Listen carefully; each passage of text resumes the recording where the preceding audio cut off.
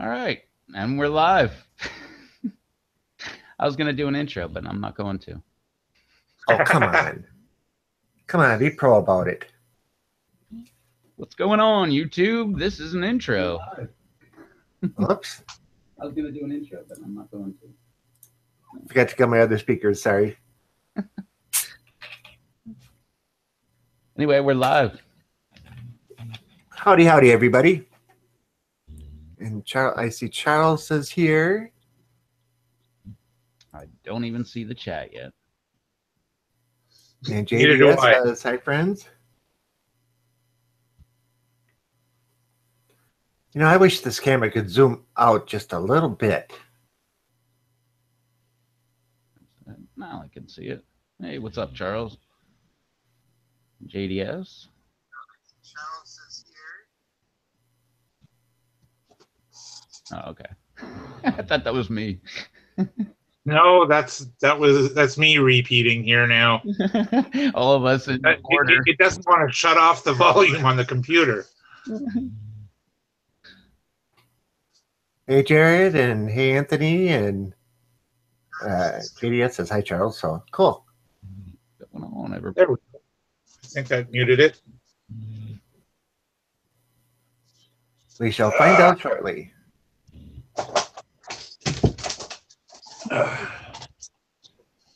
Oh, so what's new and exciting this week? Well, in honor of Dave, and I say in honor because he was supposed to be here. I don't know where the heck he is, but let's hit the weather. That's always his favorite topic. He always wants to start right off with the weather. What's everybody's weather been like? Well, it's a good thing to start off with the weather. I'll have you know it's snowing here again today. Not real hard, but it's enough to be seen. Ouch. Yeah. We've still got no real snow. We've had 2 slight squalls in the past 2 weeks, but nothing to actually stick on the ground. Got up day before yesterday to 10 degrees Fahrenheit. Yesterday was nice-ish. I was out cutting down a tree yesterday. Yeah. Yeah, we hit about 35 today. No, 40 today. And outside with just a sweater on, that kind of stuff. And tomorrow it's supposed to get close to 50, so it'll be nice. And here was, well, we had a cold snap, and that was pretty much like Thursday, Friday, something like that. And it was, I don't know, it was like 55, and then it went down to 50, and then it went into the 40s for a little while. And I went to a turkey shoot in flip-flops, and everybody's looking at me weird, and like, I don't get it. We live at the beach. Like, everybody wears flip-flops. Not this day. I was the only one, but Hey, JT's in the chat. Hey, JT. What's up, JT? Yeah, he's got real snow, huh? Oh, yeah. I believe it. I'll quit complaining because you know it's colder up there. But yeah, no, today it was really nice. Well, I don't know. It just felt really nice. Maybe it was because it was so cold over the weekend, but it was like, I don't know. The thermometer said like, I don't know. It was below 60. So it was 50 something, like 56, 58. But it felt like it was like 60 something. Had a nice little breeze blowing and it actually felt good. And I don't know. I was outside, shorts and I guess sweatshirt. Ah. Yeah, look what Jared wrote. Still relatively nice here. Still picking peppers and tomatoes in the garden. Yeah. And 71. Yeah. Razzle frazzle. And JDS 66 and cloudy. It's been so cloudy for like the last week and a half that like I can't even tell what time of the day it is. And then you add the time change and I'm like totally messed up. So like I keep shooting videos too late, and like yesterday or today or tomorrow's video is the same way again. And But no, it's been so overcast. Like now I get it why like they always say like the people in Seattle are all like depressed all the time and stuff. Like where's the sun? At least shine. Yeah, people in Seattle don't tan; they rust. My brother had a shirt that said that he lived in Seattle for 4 years. Yeah, he didn't like it very much. JT says it was a beautiful day there, except shorts would not have worked. Gee, I wonder why. If he's got standing snow, You can real snow. make them work, but you got to work at that short intervals. Well, there's two guys that come in my shop that wear shorts just about all year long. Oh yeah, I counted a bunch of people wearing shorts. That's why I was laughing because they're like, "Why are you wearing flip flops?" And then there was like all these people showed up in shorts, and it was like I don't know, 40 something, but like the wind was like 30 mile an hour. That's what was really like the worst part. And it was that wet cold because we're so close to the ocean that it would just go right through you. Not like in Western Pennsylvania like I'm used to. It's like that dry cold where you can be out there and it'd be like I could have worn the same thing. Well, not except for shoes. Actually put shoes on, but I could have wore the same thing and had the wind blowing in I don't know 32-degree weather and I'd have been fine. But it's that wet cold. It just like goes right through you. Like I was wearing this sweatshirt, yeah, and two shirts and it just went right through and I could just feel it like hitting my nipples. Yeah. Wind chill factor. Exciting examples. Yeah. So last Monday, I planted 2 flats of pepper seeds, Nice. and the Scotch bonnets today are up an inch Nice. In a week? in a week. Wow. Crazy. You sure you're not holding the light like way above them? Oh, it's with the bottom heat mat from the waterbed. Nice. Cool.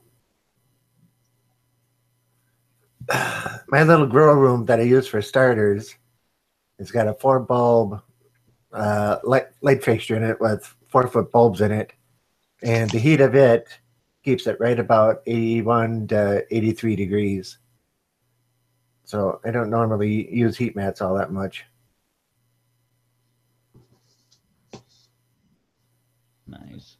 Well, I didn't use it this past spring, and I had rather poor germination on the peppers.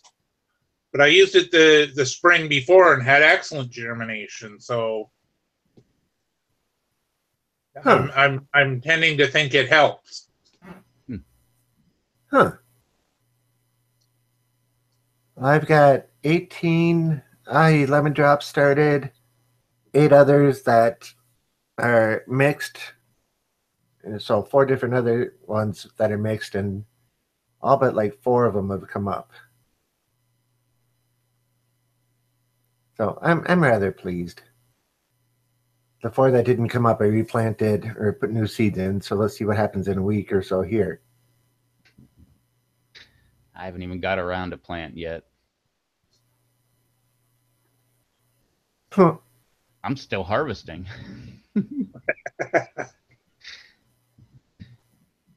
Jared says, I like heat mats for germinating peppers. They seem to do better with bottom heat. Well, I know for the Trinidad Moruga scorpion peppers, they say that they like to be in 95 degree heat in order to get those to germinate.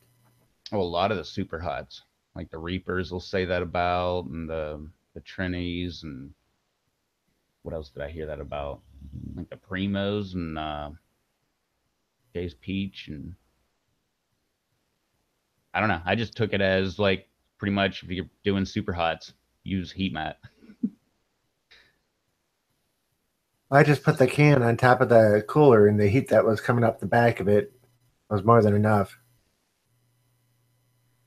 Yeah, I don't know. I think we talked about this last time, but I was disappointed in mine. I'm pretty sure it's like way over the temperature it should be.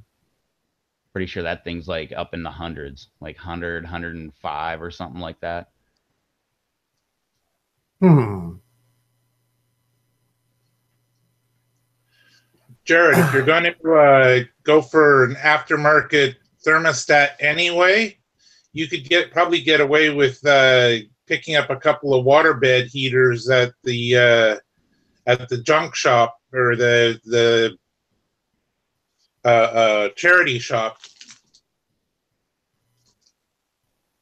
A lot of bed heaters aren't all that expensive with the thermostat and everything already in them. The thermostat that comes with the waterbed heater depends on you having a constant supply of liquid over top of it.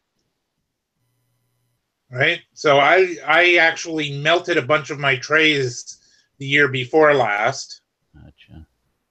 Which is why I didn't use, or not the year before, last year, which is why I didn't use it this past year. And so I've hooked up like a miniature waterbed frame on top of the table. It's just like 1x3s with a piece of poly sheeting laying down in it and a bunch of milk bags half filled with antifreeze. And what do you call it? Vacuum sealed? Cool. It's a good idea. So then the thermostat sits on top of those and they sit on top of the heater. So yeah, that sounds like it would work. It seems to be because I've got it cranked up to 80, which I've never done before. And and there's nothing going wrong. So It's all good so far. I'm surprised I put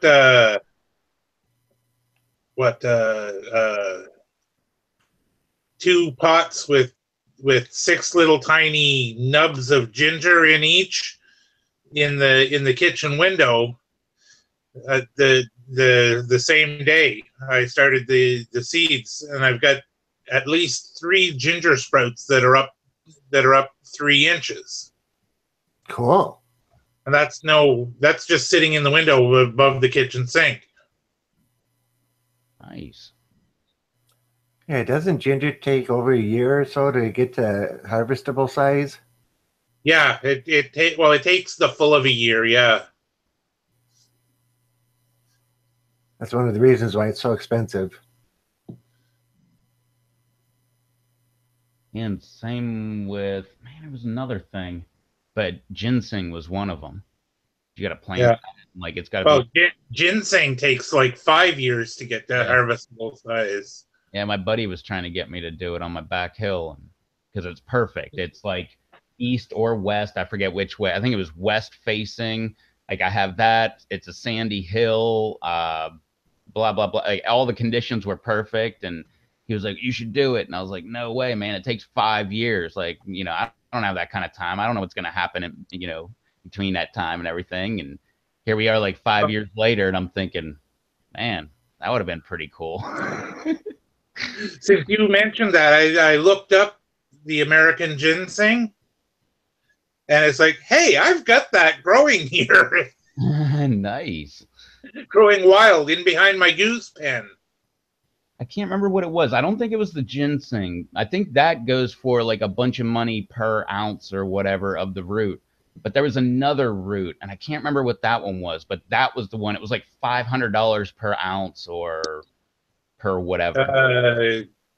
What's the other one? Golden seal?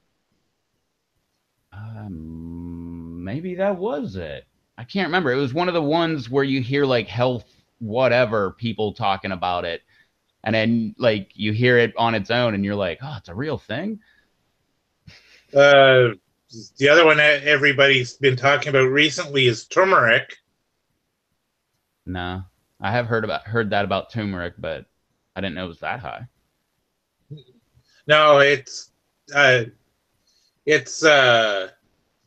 only a few dollars an ounce. it's getting a lot of hype recently. So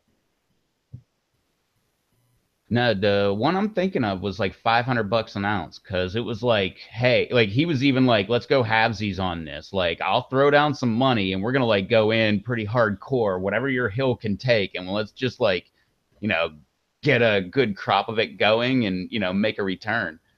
And I remember like 5 years, like I don't have time for that, man. Like, well, something a little bit quicker. And here we are 5 years later, and all I can think is, how much did he want to put in there? Why didn't I plant that plant? Ah, Well, I mean, there's a lot of deer back there too, so I was thinking we're probably going to take a nice big hit. Like the hill we're talking about is like in the hill itself, like cutting through the middle of it is a deer trail, like from top right to like bottom left kind of like trail. yeah, but a bunch of sticks in the ground with a bunch of string across them with bells on the string. The deer won't come by once they start rattling them. Nah, they'll be there in the middle of the night. Yeah, but they walk into the string and it rattles and it scares them off. That's what the bell is for.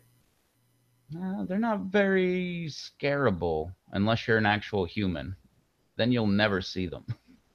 Hmm. But at night, I see them every night. They're in my backyard. So if they're in my backyard, I'm sure the part that I can't see, they're like all through that whenever it's dark. well, if they're in your backyard, put them in the freezer. Invite them in for dinner. Yeah. There was one like a week or two ago. It was, I think it was a button buck, and I wanted to take my new camera and set it up because I've got this app that's on my phone that I can actually see what's going on in the camera, and I was going to set the camera up here in the back window looking at the deer, and I was going to sneak around the front of the house and come around by the greenhouse and using my phone while I'm holding my camera so that I can actually like see what the deer's doing, so I could sneak up on it, so I could get some footage around the greenhouse and like sneak up, because then I would have been like 10 yards from it, maybe less. Hmm. But no, I don't currently have a hunting license, so although if I did, I could just take my bow and do the exact same thing using a camera too, and but using a bow as well, and probably get one, but it's just a button buck. Shoot right out the kitchen window. I mean, well, I can't legally shoot a firearm. Yeah, but a bow you probably could. Well, it's in our town ordinance that you can't discharge a firearm in the town, but if there's a snake, you can shoot them with a shotgun. Okay. Now, a shotgun is a firearm, a bow isn't. Yeah, well, that was my question. I went to the local preserve or whatever you want to call it that's behind my house where I would be hunting, and I asked them and said, it says like no discharging a firearm with like in this preserve within like I think it's 300 yards of a house. But what about a bow? And the lady's like, that's a good question. So she called the state police, the local police, I believe like the SBI. I forget. She like went through all this list of the what is it, North Carolina Department of Wildlife Resources or whatever the heck that thing is. She called everybody, and then she called me back like the next day and was like, yeah, everybody agrees a bow is not a firearm because it's not discharged with fire. So a pellet gun, a bow, none of those apply. In Minnesota, a pellet gun is considered a firearm. There's no fire. Doesn't matter. They still consider it a firearm. Because it's got a projectile coming out at a fast rate. But there's no fire. That's the definition of I know. But like I say, in the state of Minnesota, a BB gun is considered a firearm. You guys are way too close to Illinois. Hey, we got Minnesota or Iowa protecting us. That's even worse. Sorry, just kidding. All right. Well, I want to go back to the chat for a second because Jared says I'm going to probably end up with about 300 to 400 pepper plants this year. Nice. So I think the investment in new heat mats and thermostats will pay off for me. I don't want to fry all the seeds I bought. I don't blame you, not one bit. So yeah, which is part of what I said last week, that I think my problem was frying the seeds with a crappy seed mat that was too hot. And JDS, holy moly, Alex, how's it going, everybody? Hey, Alex. Hopefully you got the Yeah. package, but might be too soon for that. JDS 400 plants, yeah. Jared, I always go overboard, laughing out loud. Yeah, but I think I'm going overboard this year, planning on close to 100. So I don't know. And JT Barrett, 10 points for Brother Troll. I'm not sure what that's a reference to. And They JDS, I have a, invite them in for dinner. huh. JDS, go ahead. I think JT was talking about me saying invite them in for dinner. Oh, yeah. That would make sense. And JDS, I have about 30 seedlings. Need to make a grow box. Cool. Alex says no mail yet. Well, it should be there soon. And Charles says, Rob, did you pick up your SRT Demon today?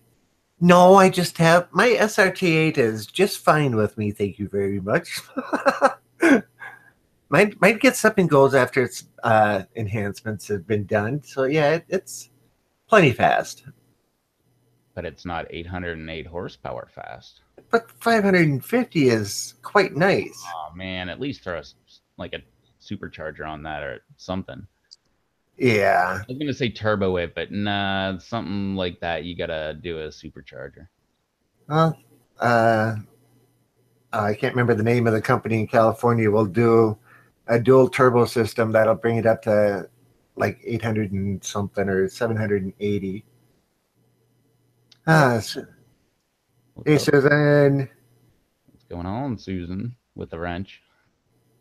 Is she going to be joining us this fine evening? I don't know. That would be all up to her.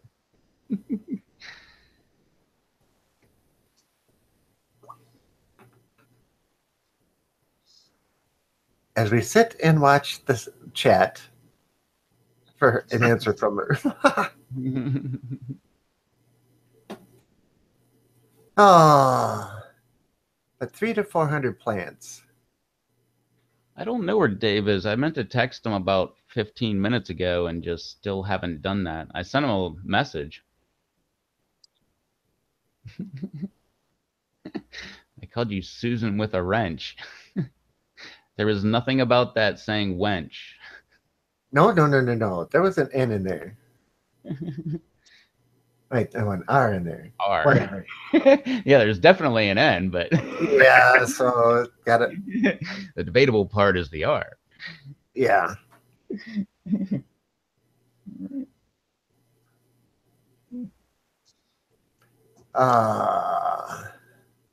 See, he's probably sleeping or something. You know, old guys.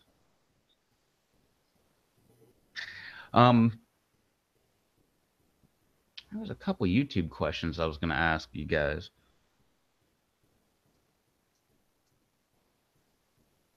But I don't remember.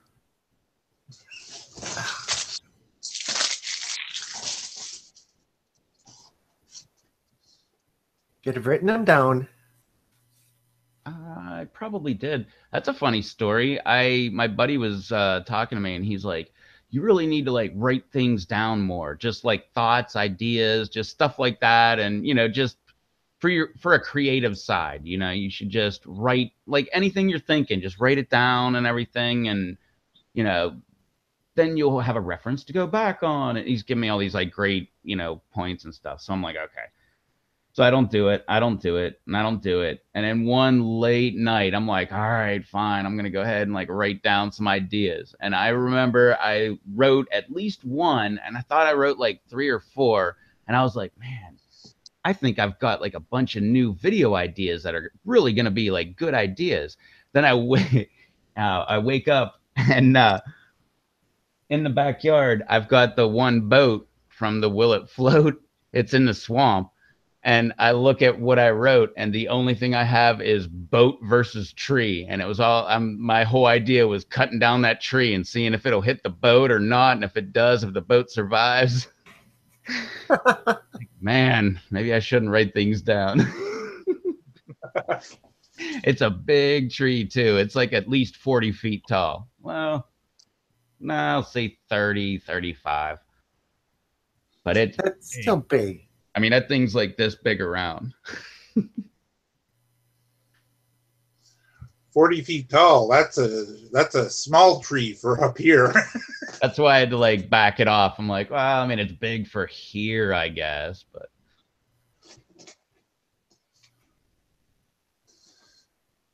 So Susan says, anyone have contest plants up yet? And Charles says, yes, Susan.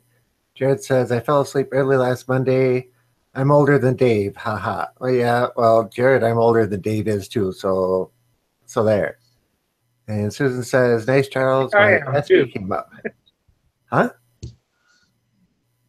What was that, But I Tim? think I am too. Yeah, maybe. Charles says, I have Dorset Nagas. JDS, has anyone used tapping roots fertilizer before? I got a bottle of HE today. I have not used it. Don't know what tapping roots is. I guess it's a fertilizer. Like a brand. Gee, you think? Well, I don't know. I was just pointing out the obvious there. He said he didn't know, and he just read it. Yeah, for the PLC contest. Too bad I can't use my already existing MOA. Haha, joke. I mean, it's Well, same here. growing. Huh? Same here. Yeah. Mine's just now starting to take off. I'd be in the lead. Anthony has all my says he has all his contest seeds sprouted. Wow. At this time last year, I didn't have any sprouted. I remember specifically, I put the seeds in November or October 31st, I guess that's the last day, like at 12:20 in the, well, I guess November 1st, 12:20 in the morning. And I put those things in. I was all ready and everything. And November 15th, one popped up. And then it wasn't until like March, another one popped up. But that one was that Carolina Reaper stick that's in my window over there. Still no contest pods. My only plant. I'm sticking it out. I'm going another year. I'm carrying it on. Like, for me, the contest goes one more year because I couldn't do it.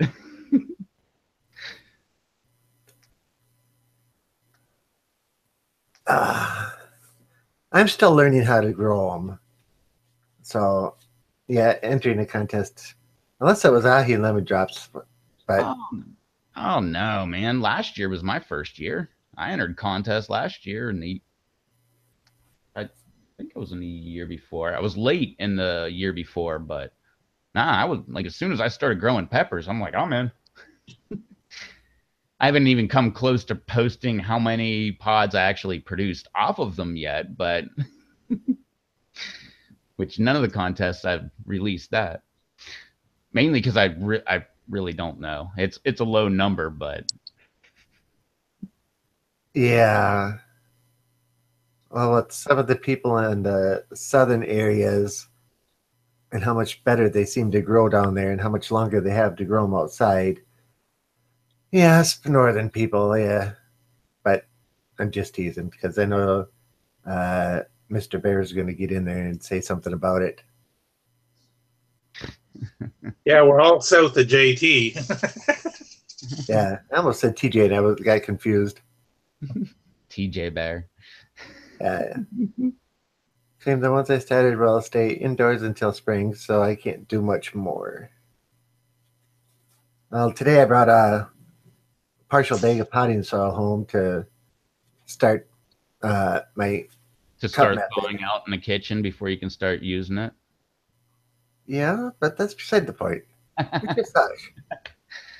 You freeze it to make sure that any live bugs are like frozen solid. Good point. Get rid of those fungus gnats quick.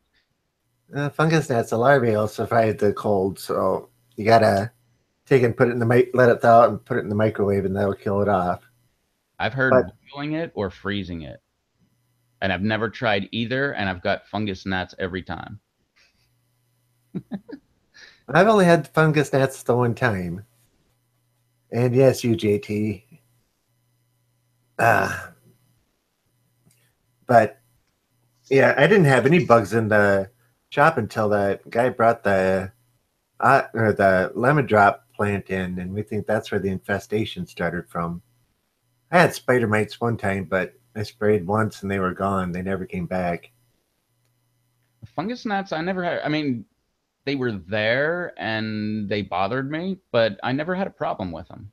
They would just be buzzing around. I'd be doing my updates, and you just see them like randomly popping off plants and doing stuff in the background and stuff, but they never seemed to bother the plants. I mean, they say they attack the roots and all that stuff, but I don't know. I never had any real problems with them. Like indoor growing, I've never had aphids inside. I mean, I will now that I said that, but Yeah, that's the thing, isn't it? Well, fungus gnats are relatively easy to get rid of, though. So, yellow sticky traps. well, sticky traps, and you take and put 1 part hydrogen peroxide to, I think it's 10 parts water, and you let the plant dry out for a couple days, and then you soak the soil with it so that it goes through and comes all the way down. The hydrogen peroxide, the larvae, it burns them up, and it helps clean the roots off and everything else. Comes out the bottom, and you let it sit for a couple days again, and then water it again, and they're usually gone. Yep. Put the traps up for the adults. And hydrogen peroxide is H2O2. That'll break down into H2O. Yeah, it's supposed to be very beneficial for the roots, clean the roots off so they can be more efficient. Extra oxygen to them. So, well, same thing like when you get a cut, you got to put it on the cut to see if it's bubbling anymore, if there's any garbage that needs cleaned out. I don't know. That's what I think of every time. Like when I was like 5 and got a little scrape on my hand or a cut or whatever, my mom put hydrogen peroxide and it didn't really hurt, but you could see it bubbling and you're like, what's going on? Like keep going until it's like stops. And all I'm thinking is like, that gently caressing the roots of the plant and turning them even more white. I want to catch up with the chat here, but yeah, I remember my mom doing that too. So Charles says 11 Mojo varieties: White Ghost, Sriracha Factory, Hawaiian, and KS White Thai. Okay, Jared says, anybody see that Troy Primo released the seeds for the BBM, BCM, and BMM the other day? I bought all of them. Cool. Was that Big Black Mama? Yeah, I don't know the others. Oh, wait, I know these. Darn, I'm usually so good with acronyms. That's awesome. We'll find out more about him because he's got them all now. But he released the seeds for these peppers. Is that like his response to the Pepper X? Is that him saying like, hey, I got a really hot pepper and like one of these 3 or, possibly could be it and they're getting tested? Because if so, then that's kind of what we were talking about with the rivalry that was going on.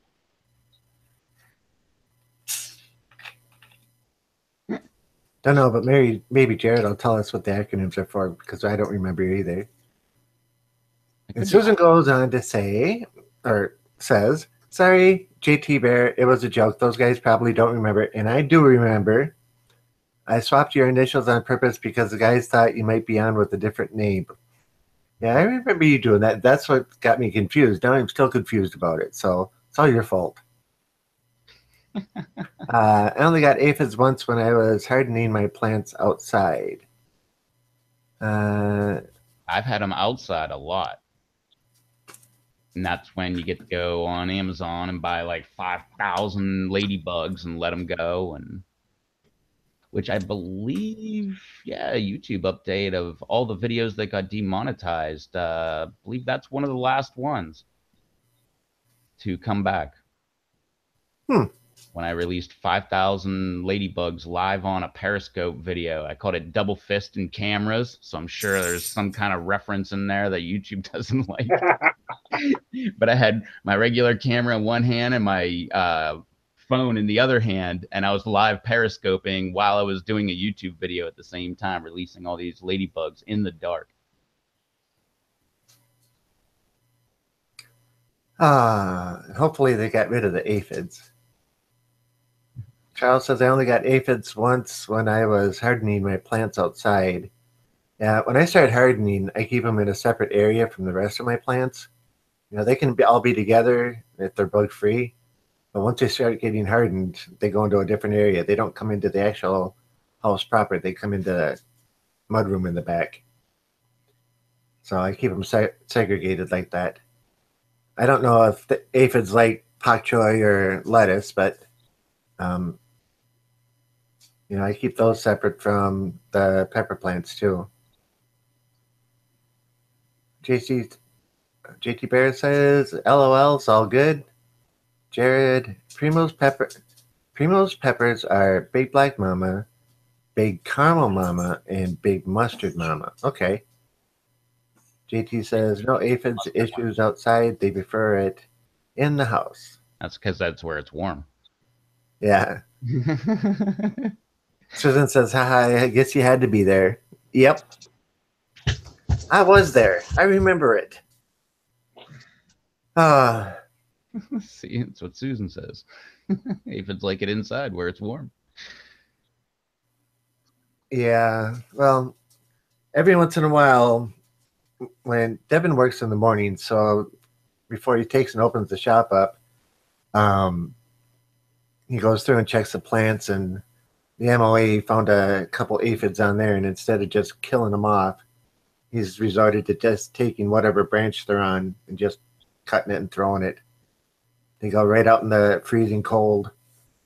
They're not taking chances anymore with trying to spray and stuff. Yeah, you can always do the grab it method, but that gets old really quick.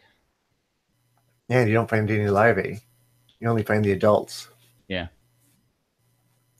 They're taking the larvae under the leaves, so you got to turn every leaf over and look at it with a magnifying glass.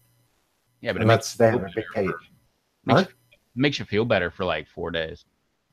Yeah, but we just cut the branches.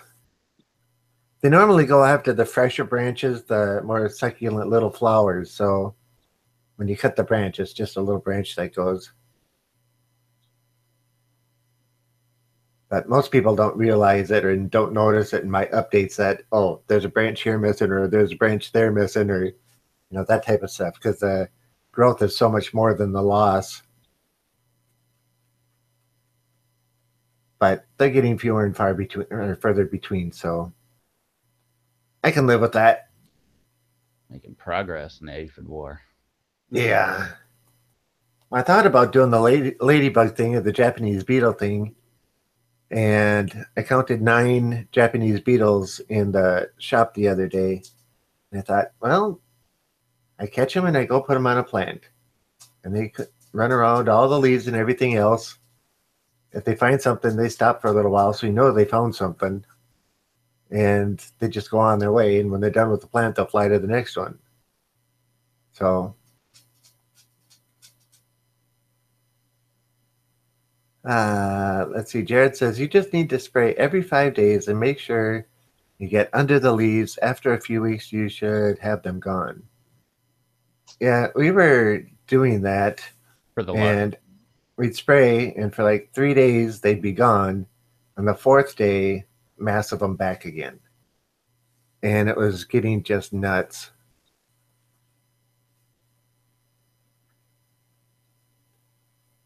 Devin likes to do research, so he goes and finds out as much as he can about a particular bug when he goes to take care of it.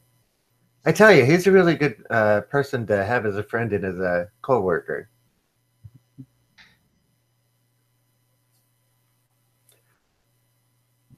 Like your little research assistant. Yeah. What the heck is that bug? All right, I'll be right back. Well, that's what it is about. He'll take his phone, get up there, and take a real close-up picture. Then he'll take it and blow it up, and then go find out what it is. So that's not far off from what he says.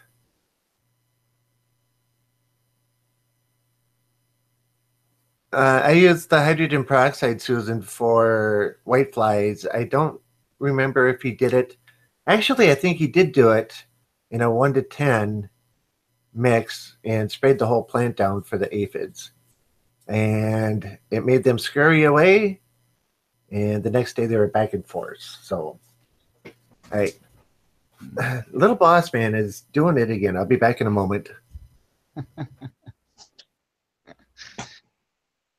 Yeah, I've never used the hydrogen peroxide method. Yeah, I tried the hydrogen peroxide for the aphids last year, and it did nothing, or at least nothing substantial, nothing lasting. I will try it for the fungus nets this year when I get to seeing them starting again. We've got them in the house, but I haven't seen any signs of any of them being interested in the plants yet. Gotcha. What's up, Grandmaster Level?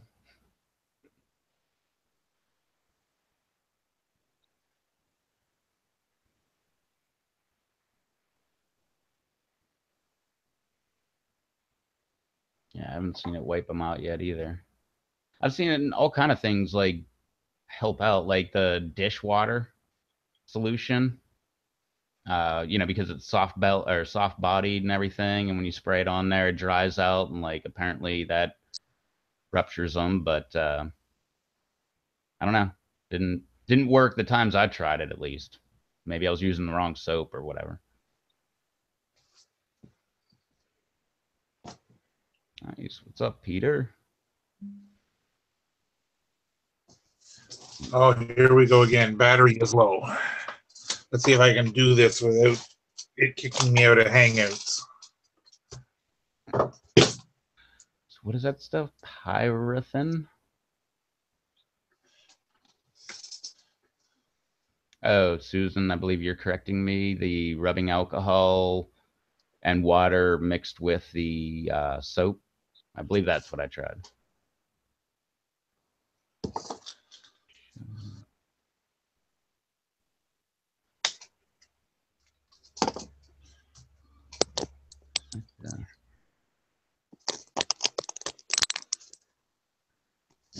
And Laster Level says aphids are one of the easiest to kill. Neem should work great for them, which I've seen a ton of people it worked great for, and I've seen a lot of people where it didn't work. So I'm always wondering like what their ratio was or how they applied, when they applied, and stuff like that. You just don't want to use it during flower. Leave residue. Nice, yeah. Most of us aren't growing cannabis. I would like to, but yeah, I'm not growing it. Most of us are just growing mainly like peppers and stuff like that is most of the audience, Grandmaster Level. And yeah, the JT is one of them that I saw with Neem that didn't work. And that's what he just said. Neem didn't work for me either.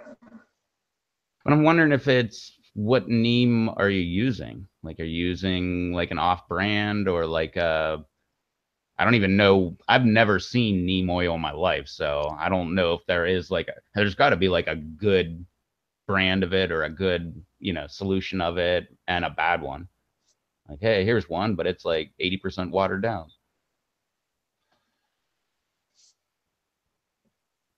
Well, the stuff that I had was from a garden supply. It was a national brand, ready to apply. Came in a spray bottle. Gotcha. The stuff I always see is just like a little tiny bottle, like an extract type bottle or whatever. But like I said, I've never had it. Yeah, well,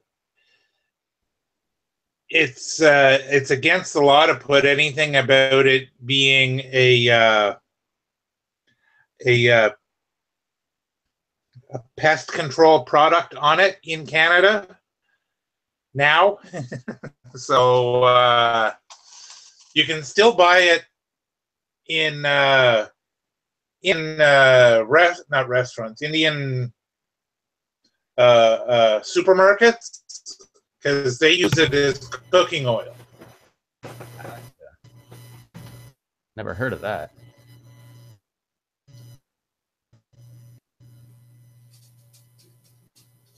What's up, Rob? I'm looking at the chat to see what I missed.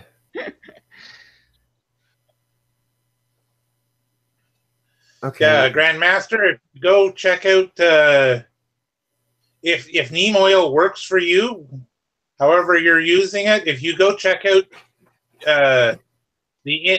your local Indian supermarket, you should be able to find pure neem oil in their cooking oil section. That's the only way it's legal to sell it in Canada now.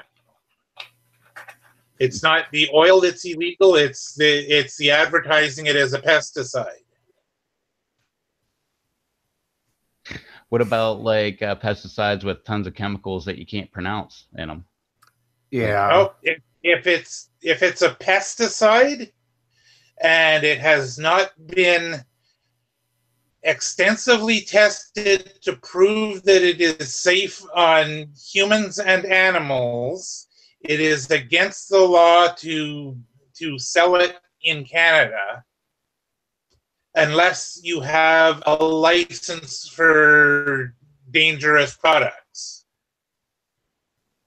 Wow. So if you are a professional exterminator, you can get chemicals that can't be got through the farmer's co-op or whatever, but pesticides have been legislated into stupidity up here.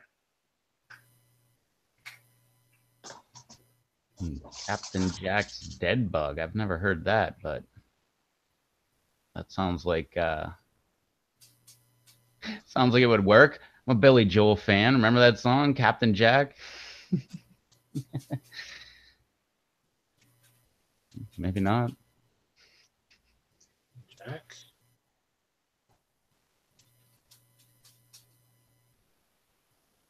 Captain Jack was the last song on Piano Man, the album.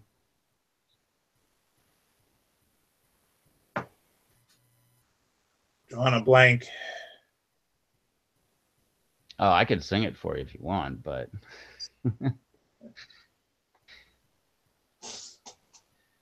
Yeah, Rev, make your musical debut. I don't think that would be very wise. Susan said she talked to Kang about using real neem, and he said the good stuff has to be really thick, and you shake it up like JT Bear said. Well, I know that there's a health food store not too far from here that sells 100% pure neem oil, but it's like $40 for a 60 ml bottle, so a 2-ounce bottle of it.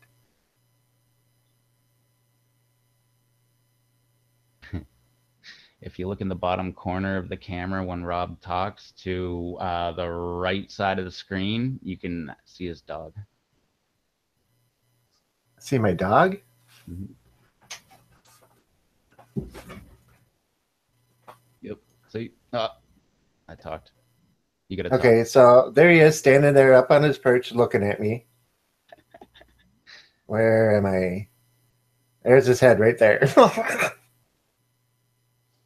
Isn't that right, Murph? Go ahead, lay down. Okay, don't go ahead, lay down. All right.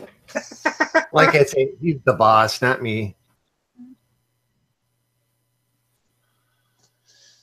If I push that over a little further, there, as he stands there watching.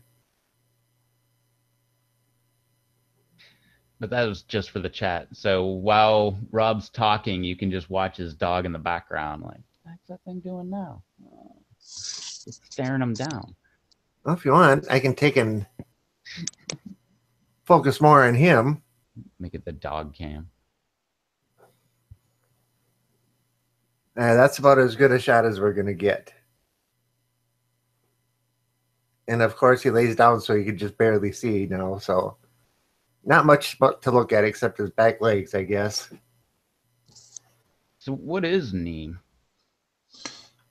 Neem is an oil out of a tree. It is a nut oil. It is a what oil? A nut oil. Yeah. Like peanut oil, walnut oil. Gotcha. And it seems to me it's South African in origin. Yeah, I think so.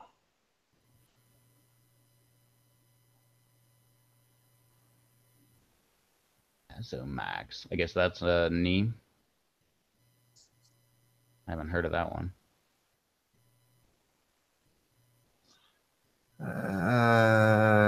Yeah, I don't know either.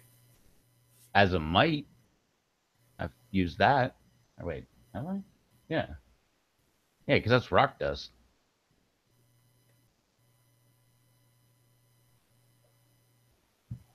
Isn't thought it was leaf oil.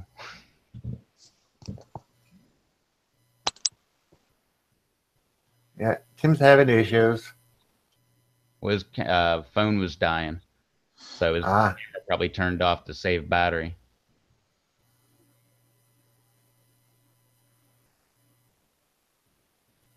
And the super soil mixtures, okay. Now it's back. My router kicked me off, so I was going on mobile data. I don't know what the hell was going on.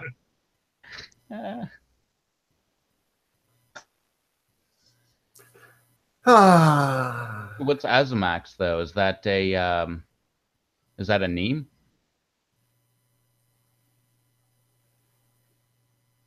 It must get boring watching me just constantly stare at the over there as I'm watching the. Oh, I do it too. I'm staring right at the screen, not at the camera. Yeah, I keep forgetting. Look up at the. I try to put my face at the camera and then put my eyes back over there on the chat. Just doesn't work. Okay, Grandmaster level genetics. The base is neem. Okay, so Azamax, the base is neem oil. Well, I got this organic neem and soap mix from one of the local stores. It seemed to work good for a couple of days, and then boom, they were right back again. So I went and got something that was even stronger neem, and again worked for a couple of days, and they were back again.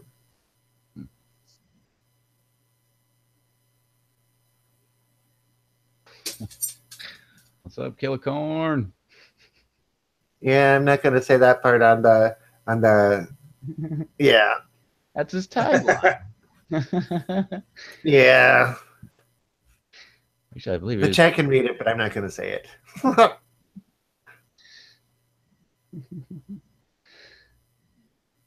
Mind you, I don't have an issue with it, but yeah. Oh, clearly you do. Well, if you're getting a video flagged, say it really loud so the every live stream gets flagged. Well, this much is true. Most of them are for stupid reasons, though. I don't know why they got flagged, but I fight it every time, and they reverse their decisions, so I'm going with it. That's a lesson with YouTube. Fight everything. They tell you, oh, you've been demonetized. Your video's been flagged. Any copyright infringement, whatever it is. Every time I've fought them. Knock on wood. Every time. Perfect. Last night I spent a couple hours going through and reading all of the, well, not all of, but a good portion of the user agreements from YouTube and monetizing. And one of them said how they actually do that. The flagging them and everything else, and what happens when you contest it, and yeah.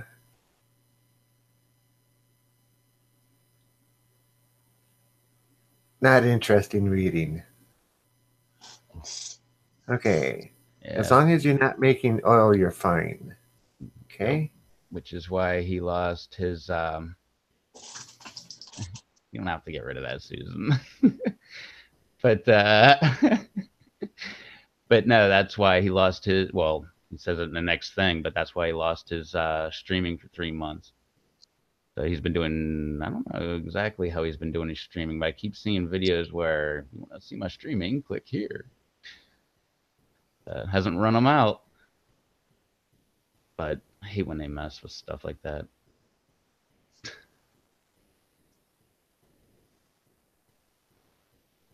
Yay, no teeth. Yeah, Devin just posted, yay, no teeth. He's been having a tooth issue and had one removed today or something like that. I think it was just one today. All right, Grandmaster Level Genetics. I stream on Fridays at 5 p.m. from my other channel, etc.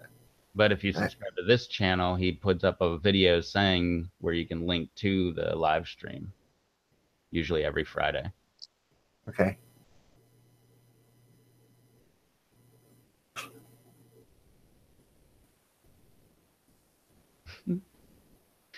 Three? Okay. So Jared says, what's up, Devin? Where are you at tonight? Yeah. He's having issues talking. Devin went to the dentist today. I wish I could say the same. The 3? Down 3? Unless, well, I said a tooth or 2. Maybe he's saying 3 that he got rid of today. Sweet. So, yeah, I wouldn't blame you for not wanting to talk today. I sent him a text ahead of time, and he says, I don't think so.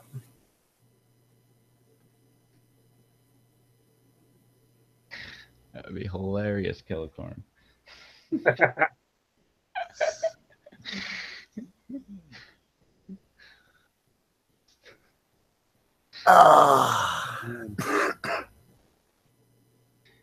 You don't know, Killicorn he does live streams as well. I love watching his live streams from the pizza shop. That's some of the funniest stuff, man. Watching him making pizzas and drinking beer, smoking weed. That looks like one heck of a fun pizza shop to work at.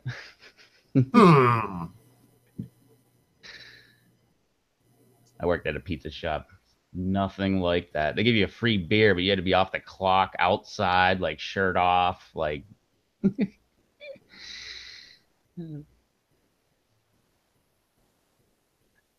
you want to come on, Killicorn? I don't have a problem with that.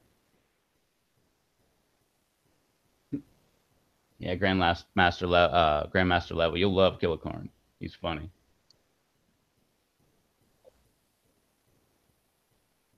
Jed says I had 3 teeth removed this summer, 2 one Monday and 1 the following Monday. It sucked. Yeah, I know how that goes. I don't want to go through that again myself. Although the painkillers were fun, but nah. That was supposed to be a joke.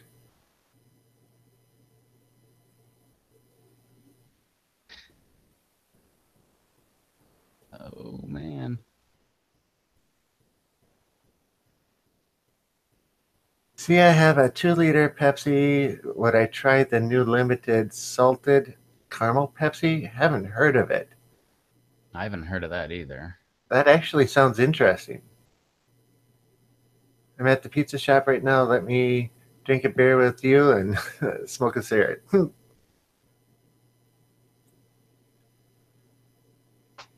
Salted caramel Pepsi. Huh. Well, I have food grade caramel flavoring, and I could add some salt, and that could be interesting.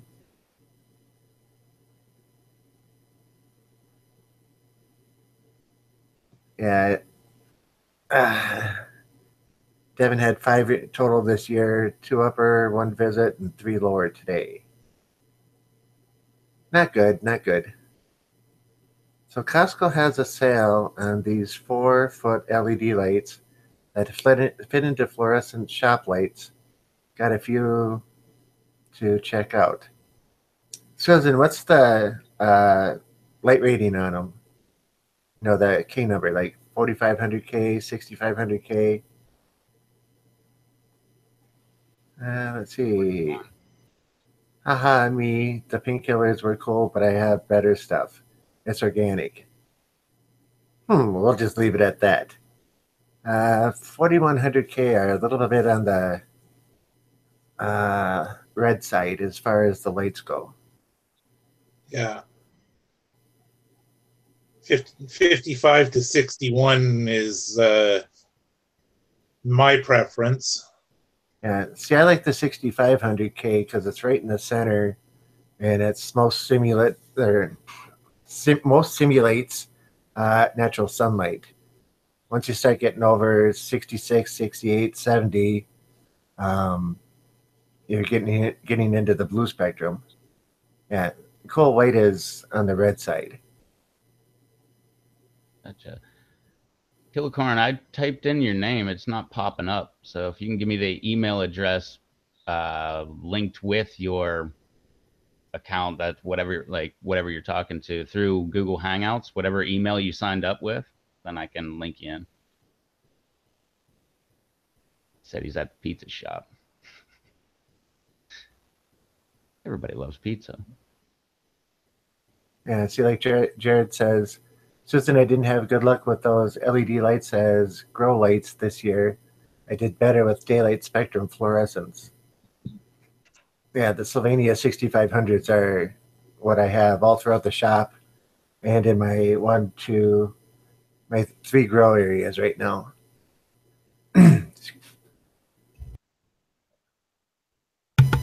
I haven't been able to find 6500 in years. Yeah, Sylvania puts out a fluorescent bulb in 6500. Or fluorescent Maybe down there. Huh? I said maybe down there. That's possible. The fluorescent I'm replacing is 6500K, and I have 5K. Okay. I'm not going to read Kilocorn's email. But the 6500Ks are all I've used effectively. Effectively. I've tried grow lights and other spectrums, and the 6500s work best for me. GT Bear says, good lights are hard to find in the Great White North. And a little while back, Kilocorn said he subbed up to JT Bear. Love that. He's got a bunch of different channels too.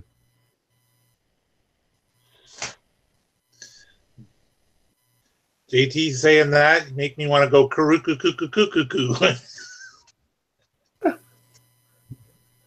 And Susan says, what? Haha, I don't know who that was to. Yeah, we could mail them, but shipping out them would probably be more than the bulbs would cost. It'd be cheaper to drive them up to the Minnesota-Canadian border. Imagine going through customs or the border patrol there, and I'm just bringing a box of lights up, that's all. No, you can't. We're going to strip your car. How you learn more about your car? Yeah, they did that to a friend of mine back in the late 80s. Stripped his car down and left it in pieces on the side of the road and wouldn't let him leave until he reassembled it. It took him 7 hours to put it back together. There you go. Grandmaster Level says he sells LED lights and he's in Canada. There you go. Canada's got Canada's a big place. Whereabouts are you at? Nah, it's like America. It's all the same. Yeah, except we're physically about twice as big. Probably even more than that. Not population-wise, landmass. No, definitely not population-wise. I think no, that's Australia I'm thinking of. I was going to say there's more people in LA than there is in Canada, but I think that's Australia. New Zealand. New Zealand is down under like 20 million for the entire country. I think Australia is like 30. What's up, Kilocorn? Oh shit! It's time to rock, it's time to roll, it's time to go the only motherfucking show. This beer right here is from my homeboy Rebos TV, because we don't give a fudge. I didn't want to cuss because homeboy don't like cussing. What? Oh shit! Hope everybody wakes up tomorrow with a big ass fucking smile. As a matter of fact, go wake up your wife right now, your boyfriend, your girlfriend, go smack that motherfucking ass, give her a big ass kiss. Oh shit, it's from Killer Corn. This is a dope ass motherfucking show. I've been watching it for a few weeks now. This is the shit. This is where you need to be. Oh shit. Hey, thanks for having me on. That's all I wanted to say. I love you, man. Peace. Thanks, Killicorn. I love that guy. Ah. And Holy if, crap, he talks almost as fast as my stepdaughter. and if you love that, you will love his live streamings from the pizza shop.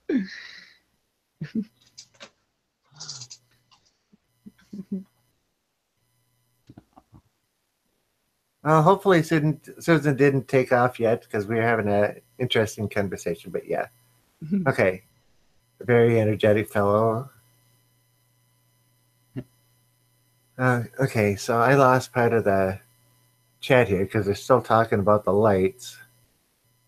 Okay, I was watching Juanito's Peppers last night, and he rigged his grow room with LED strips, and his plants looked great. I might give that a try.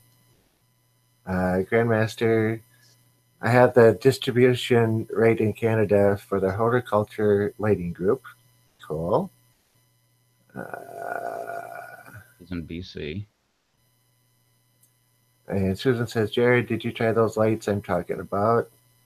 Jared says, yes. JT says, lots of land here. Grandmaster, free shipping Canada-wide. I'm in BC.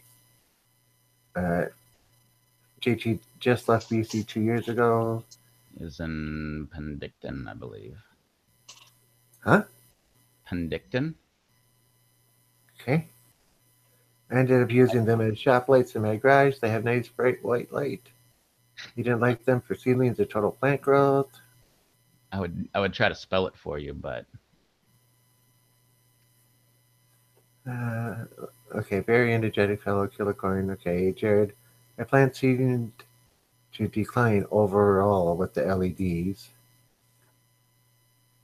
Thank you from Killicorn. Jared, wrong spectrum, I think. Grandmaster, man, this is a lot to catch up with.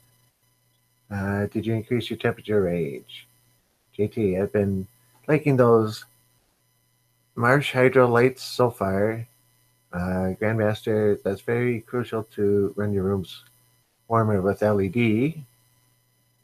JT says Penticton. Okay. Penticton. Okay. JT Bear. T-Rev, a T. Okay. All right. I'm pretty much caught up. That's enough of that stuff. Until the next one comes up. Free shipping anywhere in Canada. Yeah. That's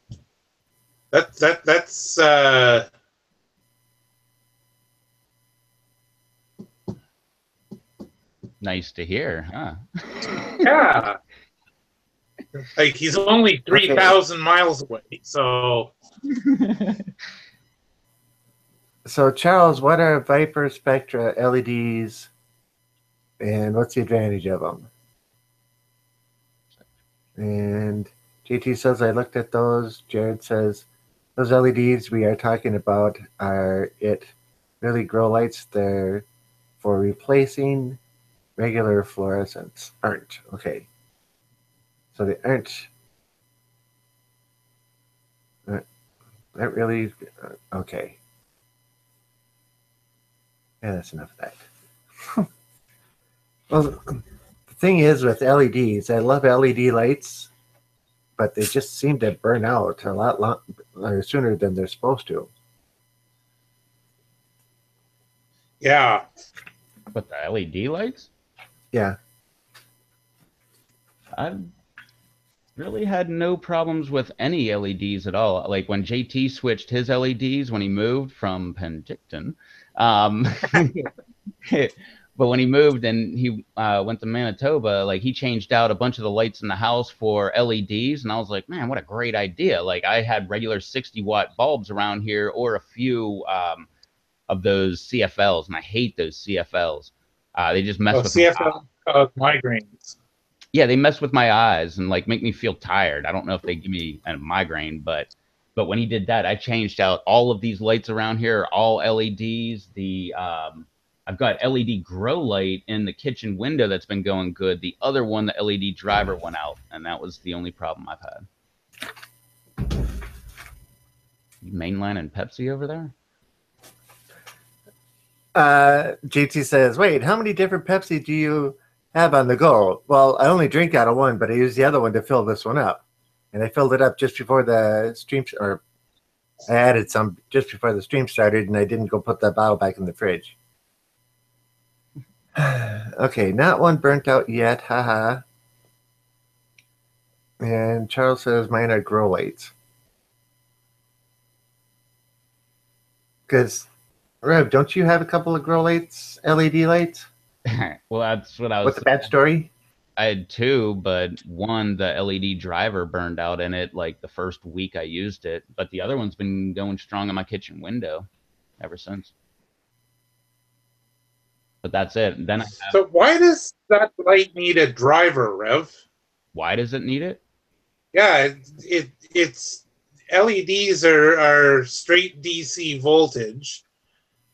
Because it's running on AC. You should be able to you should be able to just run a transformer and a rectifier and driver completely.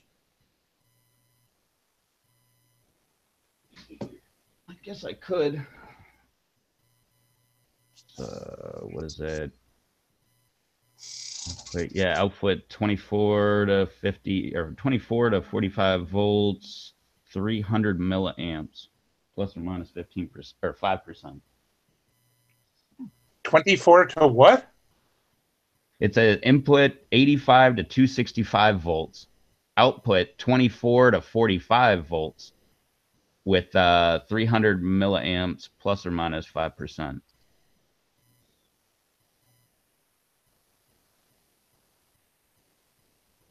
$300 milliamps. Isn't that like a cell phone charger? Pretty close. But most cell phone chargers are 1 amp. Yeah, they're not 20 or this is 24 to 45 volts. Yeah. Which normally cell phone chargers are what, like 3 volts?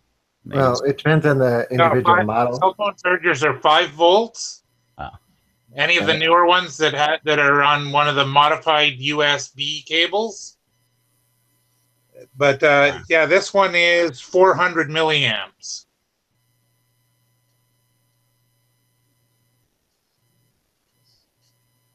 It's not got the cell phone charger hooked up to it, but Sweet. Susan's back. Yeah, he was just. I think he was just messing with Rob because Rob didn't want to say the word he wrote in the chat. So he just came in and he was actually doing. It was funny. He was actually doing a plug for this live stream. Oh. It was amusing. Good to have you back, Susan. Susan with a wrench. I hope you heard the R in there. With a bolt-turning device. Although that could be misconstrued. So if she didn't hear it, Rev, would that make that an R's hole? What's that? I say if she didn't hear it, would that make that an R's hole? Oh, jeez. He's like the best guy with puns. Nah, don't ban I'll it. leave that one alone, too. Yeah, don't ban it, Susan. That's not cool. I'm all about... I know you're just kidding. Nah, I love everybody.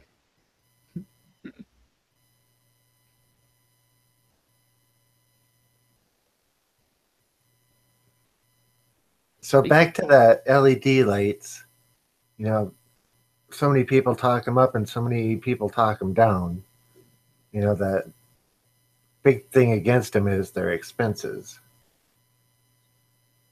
I know I can get LED lights from a company about 30 miles from here to replace my fluorescent bulbs, but I have to go and pull out all of the rectifiers and um, the units and replace them with something else in order to run the LED bulbs. You know, the power savings in 10 years will more than pay for them. But yeah, For LED bulbs? For like fixtures? yeah. You can just buy them at Home Depot. Yeah, but if you read the warnings on them, most of them can't just be put into a regular LED fixture. They have to be a specific type of LED fixture. Mine weren't. They were like, hey, replace your 60 watt with this LED 60 watt Okay. thingy. Yeah, Just I'm talking the 4 foot standard long tube. medium-based bulbs. Yep. What is it? A T60? Or no. What the heck's that called? I think it's just medium base, huh? Yeah, What is it? Medium base candelabra. these right here. Yeah. That's a medium. That is what it's called. Okay, JT says you can get tubes that just fit right in. Phil makes them, he thinks. Yep. Yeah, there are tubes that go into the fluorescent fixtures, but I know a few people who have had trouble because they say they just snap right in, but they had to take the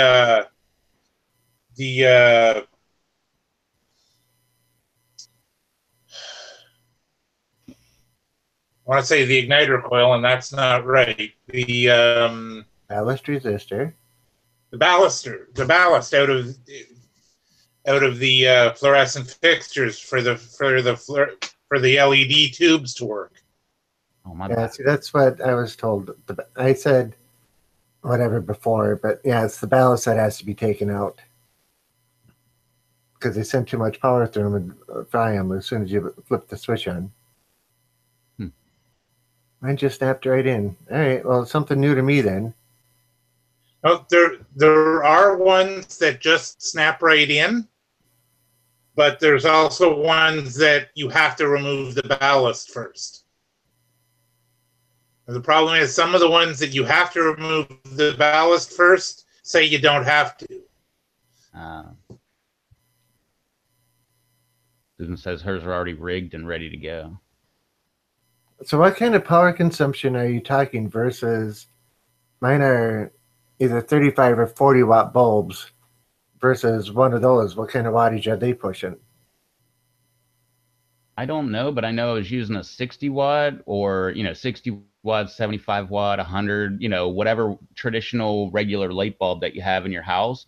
And it was like, instead of 60 watts, it was now going to be like 5 watts. Or Yeah. something No, like 60 watts is 13. 13. Yeah. The 40 watts is like 7 watts or something. It doesn't exactly line up in a way that if you know one, you know them all, but Yeah. And I went with the one that was on sale. It was like the 60 watt equivalent was on sale for however much, and I forget what it was, but it was a pretty decent deal compared to all the other ones. And that was like 2 years ago. Like, where did that go? Yeah, JT said, look around, better ones are flooding the market. Yeah, every day that goes by, there's more and more, like, way better lights. And Susan says these are correct. These are new technology. And he says, JT says I use a 9 watt for the 60-ish range. Okay. I have a 17 watt for the 100s. Yeah, I bought all the 60 watt equivalents, so I thought it was single digit. well, this is the 60 watt equivalent here. It's 11 watts. Yeah, if you looked earlier, I was like doing this thing. I was trying to read the light bulb while it was on. It's not working. Oh, that's a bright idea. Well, it's not full 60 watts, so. Yeah, and you could see the light, right? I can see the light, Mama. Oh, it was nice and bright. Yeah, but the wattage actually has nothing to do with the light output. That's how much power you're using. Mm-hmm. So you can, depending on, like, these things have a transformer inside them. How good the transformer is inside them, the amount of wattage used by the bulb varies. Gotcha.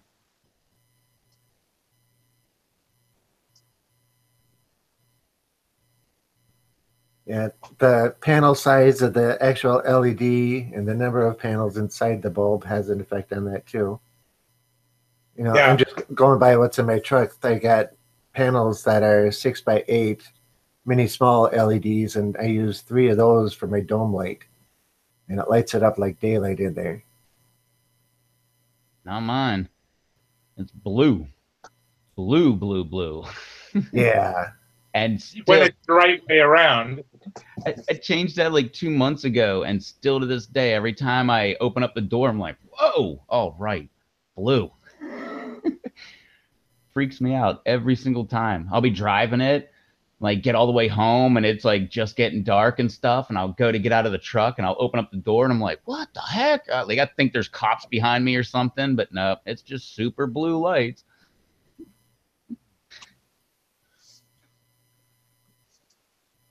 Try the white.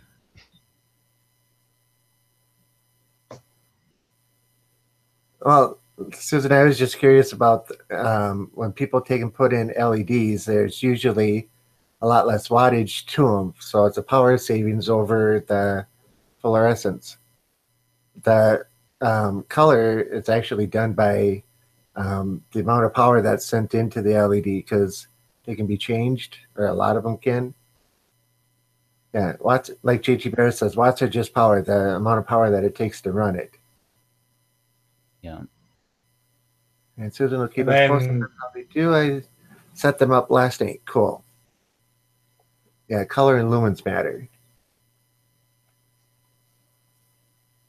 Which would be color would be like white or whatever spectrum, and then lumens would be Yeah. whatever K, like 4100K or whatever. Yeah, Kelvin. Yeah, no, the 4100K is the lumens. Yep. No, that's the color. That's the that's where in the spectrum it Yeah. is. The lumens is the intensity of the light as opposed to the color of it. Yep.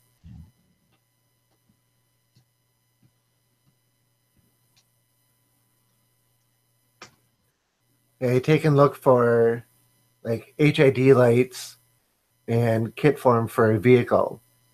You can get them in all the different Kelvin ratings all the way up from being pinkish to being all the way into a dark blue of the purple scale.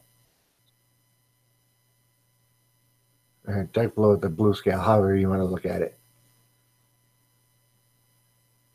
All right, so 4100K, 1700 lumens. Yeah, a little bit on the redder side yet.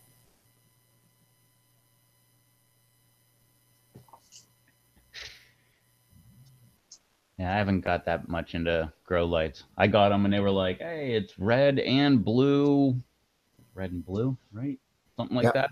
And yeah, it's got both of them, so you'll be fine. And I was like, oh, sweet, perfect. Yeah, great for flower, great for veg. Take it. That was my entire thought process. Or wait, no, I'm sorry, I forgot the most important part. How much? Oh, like 2 of them for like $35? Sure. Yeah, I'll take them. Well, JT, it's been interesting talking with you because you said, sadly, I must go. Night all. So good night. Night, JT. Later, JT. Welcome on anytime. Now you see how much fun we have.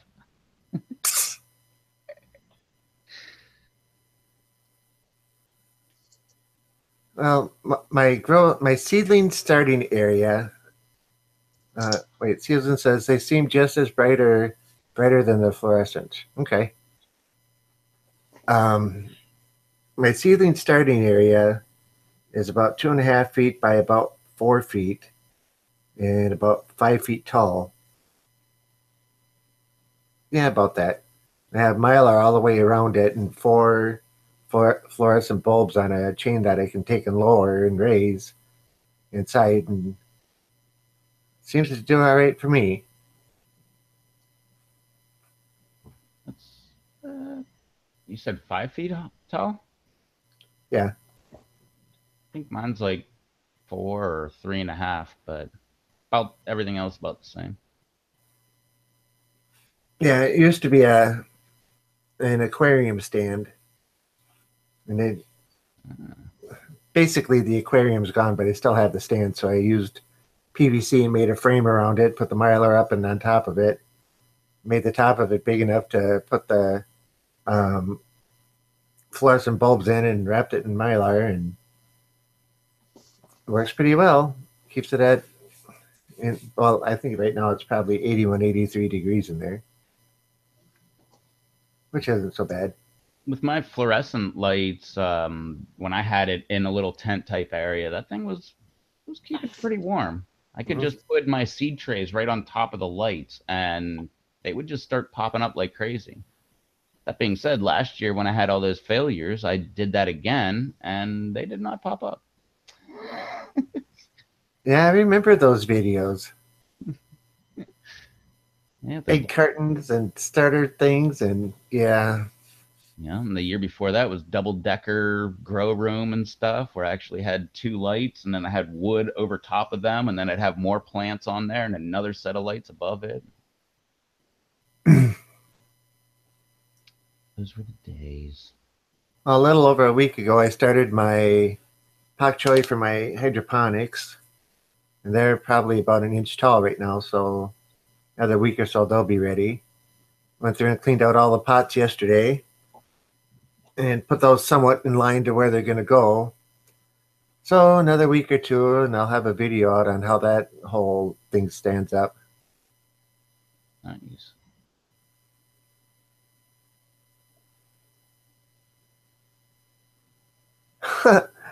Charles says almost the same thing I did. Mine is an aquarium stand, PVC holding a LED shop light over the tray on top of a heat mat. Then they get moved into a 2x4 tent with a 450 watt LED. Cool.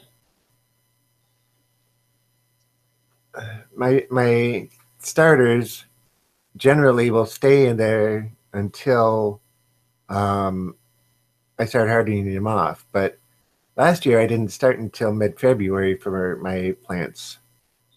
This year I started already, but we have a plan to bring a bunch of them to the shop and let them grow there. We're going to take in, if I can get all 18 ahi lemon drops going, most of them are going to go to the shop. So we'll see what happens. Maybe we can have a wall of yellow peppers or yellow pepper plants, whatever you want, however you want to say it. But Devin didn't know that part of it, so now he does. So now he's probably going, oh, no way. Where are we going to put them all? I haven't seen Devin in the chat in quite a while. Oh, it's possible the painkillers put them out. I was going to say the dentist might have got him some pretty wicked medication there. It's very possible.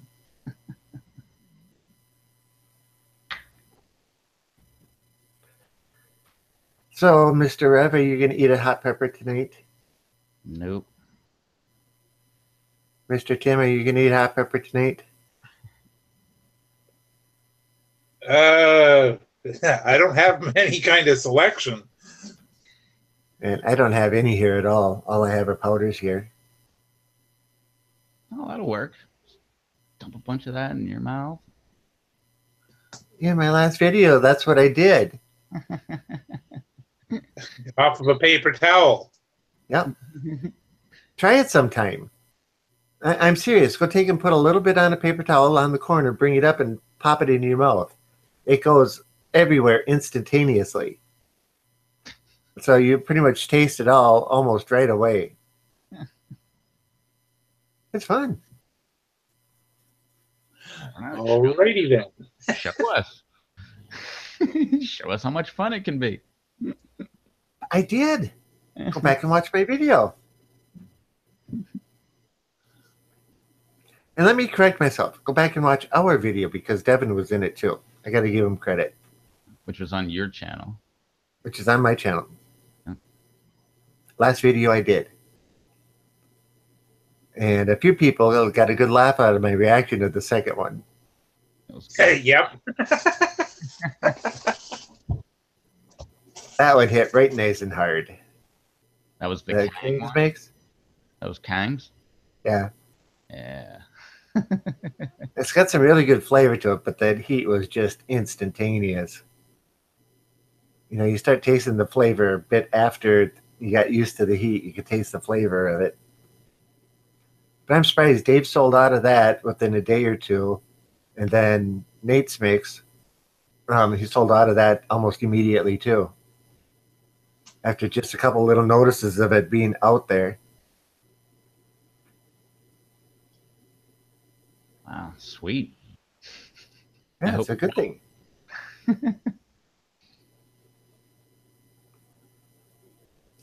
And all the seeds he sent. I got to figure out what I'm going to grow this year and what I'm not going to. All of them.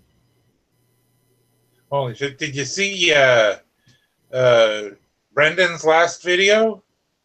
Yeah. His list of what seeds he has there. The one that came out Saturday or Sunday? Saturday. Yeah, a Saturday video. No, I haven't seen that. I saw the one before that where he ate that Reaper and then drooled on himself. That was funny. Yeah, his list of pepper seeds is over 400. Jeez. It takes up 4 printed pages or 5 printed pages. It is ridiculous. So, of course, I told him to plant number 42 and number 56. Because 42 is the answer to life, the universe, and everything. Mm-hmm.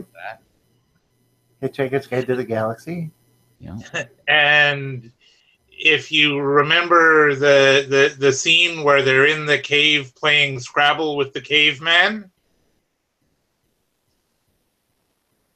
they're trying to figure out what they're back on Earth because Earth is really a supercomputer that was built to figure out what the question to the ultimate answer to life, the universe, and everything is.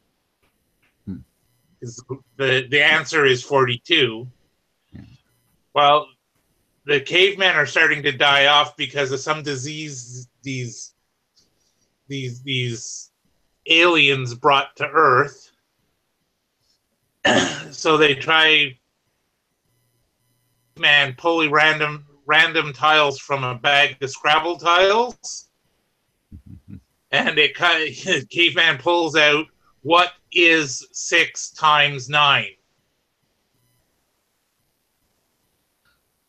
which is 56, not 42. 54. That's 54. Yeah. Yeah. I don't feel so bad now. I wasn't doing the math. I was just trying to remember what I said when I said it. Yeah. Yeah, that's my problem. Like, I always have to be like, wait, what did I say? Because I know what I meant. It just misspoke. But I don't know if I would want to have 400 varieties of seeds. I'd be tempted to grow every one of them. And think I'm pushing 60 varieties right now. And I like to grow at least 2 of everything. Let's see. Jared asked, did any of you grow ahi amarellos this year? Mine are finally getting ripe and are really good. I ate one yesterday. I didn't grow them either, just like Rev said he didn't. But Oh, Dave sent me one, and they're a tasty pepper and a bit on the warm side. Yeah, All the ahis are awesome. yeah. Yeah, I endorse every ahi for just about anybody. It's either going to be really hot if you don't like hot things, or if you really like hot things, it's just going to be a pepper with a little bite. Yeah, I think I'm gonna grow those two. He sent me 3 of them, and I pulled the seeds out of all of them. So I'm gonna see if I can get those to grow. I believe a sugar rush is one of the ahis, and I love sugar rush. Those things are great. Okay. yeah, I didn't Jared have said, any of the Sugar Rush survive being planted outside this year, so I didn't get any of those. I Man, haven't tried one yet myself. oh, they're great. You'll love them, Rob. Like again, you'll be like, those things are freaking hot, but they're really not that hot. They're like 30 to 60,000 Scoville, so they're like half of a habanero. But Wait, but they've got a great taste to them. you gonna send me a couple? Yeah, I can do that. I had to think about it, and I was like, wait, no, last time, because I remember last time I showed the seeds, and I was like, wow, that's really not what I thought I had. I thought I had like half that container. It was just like a little lining. And now I got, Yeah. You sent me a shitload this past spring, Rev. I did. Yeah, of the Sugar Rush. Yeah. It must be like the full of a tablespoon of seeds in that end. Because he sent me 2 of those little envelopes stuffed. Yeah, one by one Ziplocs. Yeah, well, I had a ton of them. That's why I was like, oh, I'm just gonna be generous with the, I with some of them I couldn't be that generous because I didn't really have any of them, but those ones I did. I was like, well, I'll make up with it with a sugar rush. But yeah, they take forever to start putting off pods, but once they do, it's like they just go nuts. Well, I'm trying not to say go nuts anymore. Um, they just explode and just. I almost said go nuts again. They become very prolific. Very prolific. How does Sugar Rush Red? I've only tried the peach, but I like the peach, so I bet the red are good too. Yeah, Jared says Brendan's list is awesome. Susan says I did one of my favorites for the ahi amarillo. Jared says I hope the rest can get right before we get a frost. Same Yeah, here. I Sugar actually had Rush freeze Reds warnings are coming up. better in my opinion.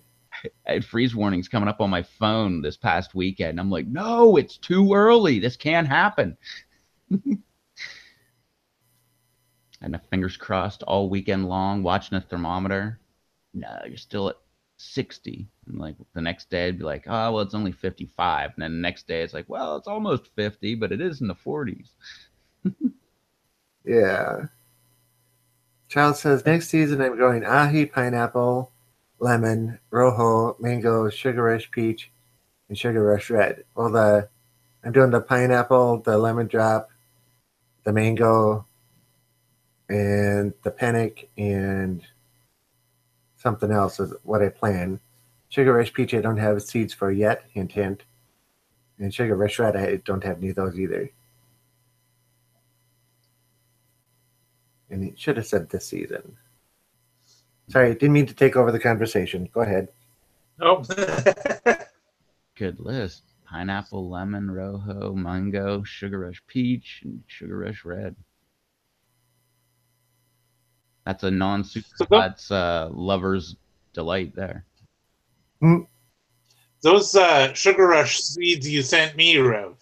Mm-hmm. Was that when you read that comment there? You said the Sugar Rush peach were the only ones you've tried. So the seeds you sent me, they're Sugar Rush peach. Yes. Okay, because you just marked the thing as Sugar Rush. So Yeah, I always just say sugar rush peach. I don't know. I should have said peach on there.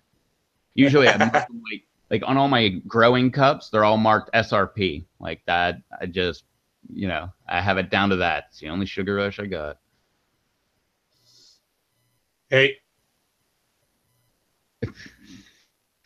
Jared says I just ordered 4 or 5 more ahi varieties today. Some I never heard of, but they looked cool.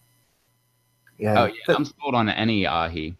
Like any ahi seed, I'll grow it out and try it. Charles says my Sugar Rush Peach contest plant this year, I harvested 235. Dang, I'm on my way, That's but good. not there yet. Well, last year, not this season that just ended, but the last year, between three ahi lemon drops, I probably got about 200. And I thought that was doing good. One day I harvested, just off the 3 plants, 38 peppers. Wow. And I wasn't really keeping track, but it was probably close to 200, if not more. I had a bunch that I harvested last year. That's how I got so many seeds. I harvested them all, threw them in the dehydrator, and next thing you know, Troll's getting seeds. Jared got seeds. I forget who all got seeds. Send those all over the place. My Sugar Rush Peach contest plant this year, yeah, 235. I already read that one. Okay, and Jared says, I like when you say go nuts. Haha. Well, Charles's comment was so good, you had to read it twice. Yeah, okay. I'll buy that one. Yeah. That's what, yep. 235 pods. That was a lot. Yeah. So I should send you my address so you can send me some? Yeah? No. Just kidding. Anthony says, I got 60 pods off my small Sugar Rush Peach plant. Yeah, even when they're small, once they start producing, they just go nuts. They become very prolific. At least They like to proliferate. At least I quit saying literally. That was driving me nuts. I would catch myself like 2 seconds after I said it. Charles says, they are frozen. Oh, now? I like to dehydrate versus freezing. Oh, all 235. I don't know. I wanted to try that this year. It seemed really easy. I did the dehydrating last year, but then I just made a couple different powders, and some of them are not that good. And I don't know. I got to redo this year. But I don't know. I was telling myself that if I was good enough, I could do like half into the freezer, half into the dehydrator, and then decide what to do with the freezer later, like hot sauces or whatever, whenever I have a pile of them. But nope, still don't have a pile of them.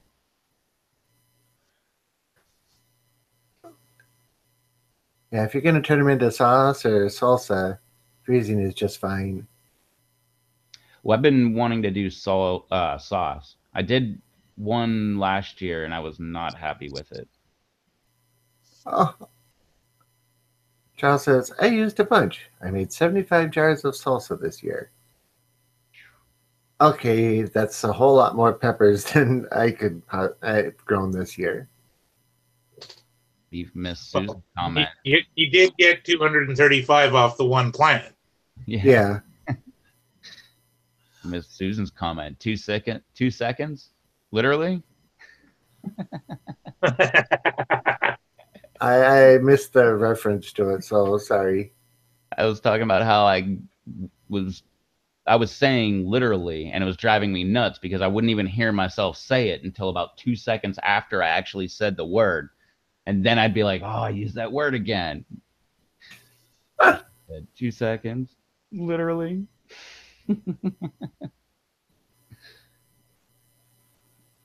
Charles says, for a fundraiser, had 2 Sugar Rush Peaches. Well, this year, I've asked Dave if he'd grow me some ahi lemon drops, and we agreed on an amount. So I'm going to have more than enough of those. Plus, I'm going to grow a whole bunch more. Yeah. The non-contest plant had 175. They literally go nuts. I used to say that in my videos all the time. I had to make myself stop saying literally. They go nuts. Now it's all in one place. I'm still saying go nuts because I said that in today's video that comes out tomorrow.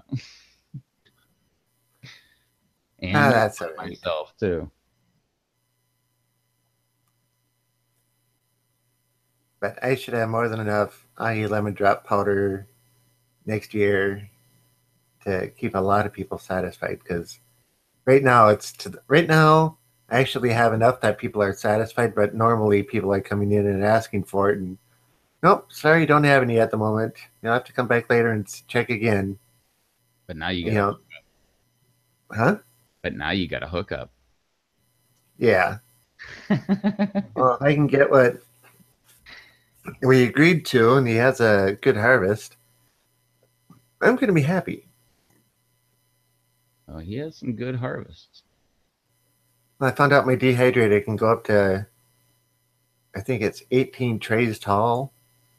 I don't know if I want to go that high, but mine's at 8 right now. What kind is it? Nesco. Nesco, I forget the model of it. They make 2 round ones. One is temperature control. That's the one I have. The Nesco Snackmaster. Mine's not temperature controlled. Mine's plug it in and it comes on and does whatever it does, but you can't have any control over it at all. So sit Yeah, back. that's what mine is too. I've been using that for 40 years. Yeah. I got mine last summer, I think, but it's been stored in the garage, and so that's like weather controlled, so it gets really hot, really cold, and salt air and all that stuff, and it works great. I like it. I mean, it's not even well, it's over a year old, but I can't like everybody go get one. But it was like $30 on Amazon. It came in like a day or two. So Yeah. and Oh, I bought mine at Kmart. that was before the internet, wasn't it? Yeah. Yes, it was. And oh geez, 10 years ago, a friend of mine had the same one, and she ordered the American Harvest one. Right. The big square one with, I think it has 14 trays in it. But anyway, so she says she's telling me that her niece wants her old dehydrator, but only wants 4 trays with it. I'll take the others because they're the same as the one I have. Nice. So I went from having 8 trays to having 12. And then when I got together with my wife, she had the same one as me too. Dang. But that all works? So we can go 16. We can go 20 trays high on ours. And that all works because the heat's all contained? I mean, it's leaking out the top anyway, so it's just from the heat source to the top. Well, you just shuffle through them when you're checking on whether they're dry, right? You take them off the bottom, set them aside, and you wind up, the one that's on the top goes on the bottom, and you put them all back on when you're checking them. Yeah. Yeah, the heat goes down the side and goes through and then up the tube and then up and out. Yeah, no, I don't have a fan in mine. The heater is in the bottom. Okay, mine's on the top. Yeah, the Nesco is like the upgraded model to the one that I got. Yeah, Charles uses the same one. And mine's like the kind you find at the dollar store. Just heat source on the bottom. It's got a fan, and you turn it on. The heat just comes up from the center and just goes around. Yeah, mine doesn't even have the fan. But like I said, I got it 40 years ago. Yeah. They didn't have fans back then. I bought it when I was in high school, so I never had a need for one until I started growing peppers. Like I don't have a plan on making jerky because I don't really like. If I got steak, why would I turn it into jerky? I would just like make a steak. So like I have no plans on like making jerky or like dehydrated fruit or anything like that. I like them when I can get them, but I'm not gonna make that stuff. If I got fruit, I'm just gonna eat it. Yeah, well, I was a survival expert there when Dave Canterbury was still a security guard.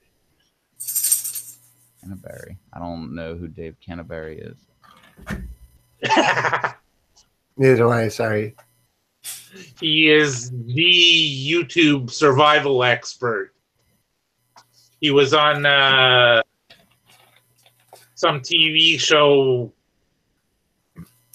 What's his down channel? in the States where they dropped him and his partner into places they had to survive. Oh, one guy was always barefoot? Yeah, that Okay. was Cody Lundgren. It was always Yeah. barefoot. I forget the name of the show, but I watch that quite often too. What's the YouTube channel? It was a regular TV show too. What?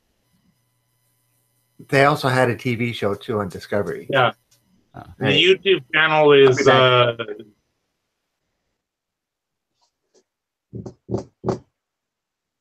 Pathfinder School. Okay. It used to be Dave Canterbury, but he started when he started getting famous. He changed the name of his channel and opened a school. Nice. It's always so confusing when people change their YouTube names. Totally blows my mind. Like when Graham switched his, I was like, what the heck is this? Like, it was easy because I already knew his name, you know? But I've had them where, like, I was following them and I knew them as that channel name, and then they changed it to Yeah, weird. I still call him Cracker every once in a while. Oh, yeah. Well, that's funny because I knew why it was Sir Cracker's Garden. Was like I talked to him like a long time ago, and he told me his real name was Graham, and that's why everybody called him Cracker, as in Graham Cracker. And I Yeah. thought that was hilarious. But yeah, so I knew that. So that wasn't a big shock when that one came through. But other channels, like they've changed their name, and I'm like, where did they go? Like, and they'll change the picture too at the same time. Totally Yeah. blows my mind. Yeah, keep the picture for like a month or two, and then change the picture, or do that first. Yeah. Yeah, that's the best way to like just boggle my mind on YouTube. I've had channels where like I've refound them in my subscriptions where I'm like, who the heck is this? And I would go and watch it and I'm like, oh my God, that's that person. I've been looking for them. Like, where did they go? Meanwhile, they changed their channel name and I was searching them up, but nothing was coming up. Yep. They need to have some kind of like YouTube conversion thing where like you're looking for this guy, but his new name is over here. So here you go. And then when instead of like that, did you mean it should just be like also known as, and that way you could be like, oh, click on it and see if it's them.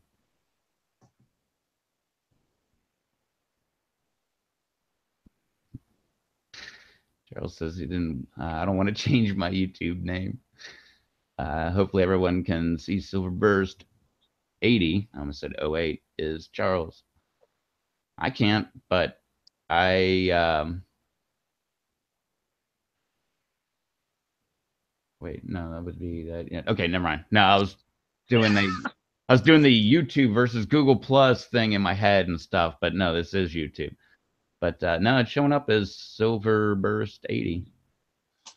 But I've seen it enough that I know it's Charles. Charles from the Pepper Lovers community. Everybody go over there and sign up. If it was easier, I would tell you how many subscribers they have right now, but it's a lot. If I remember correctly, I think they're getting ready to hit another number, like 11,000 or something, or they just did.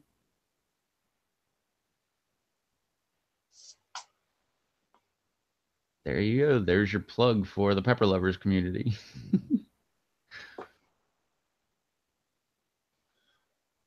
Which is funny because most of the people in the chat are all members of the Pepper Lovers community. Wait. What's going on with that? That's weird.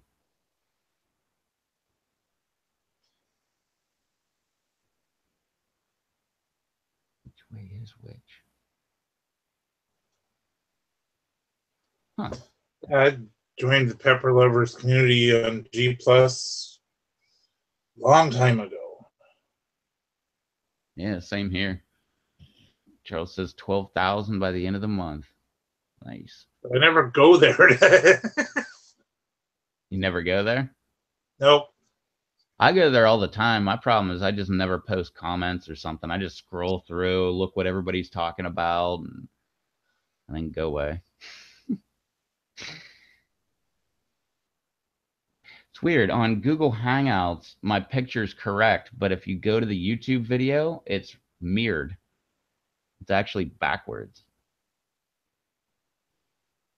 Which is very, I don't know. That's messing with me too. Now I have to look.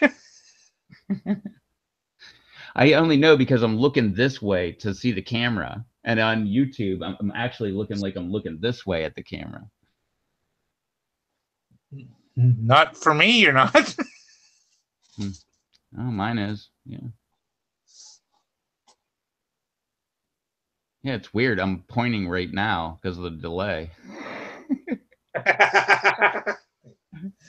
And I'm pointing. Our delays are pretty close to the same now.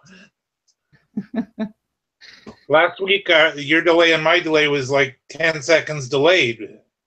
Oh, yeah. Sometimes it's like 30 seconds. Yeah, well, I was delayed about 30 seconds from the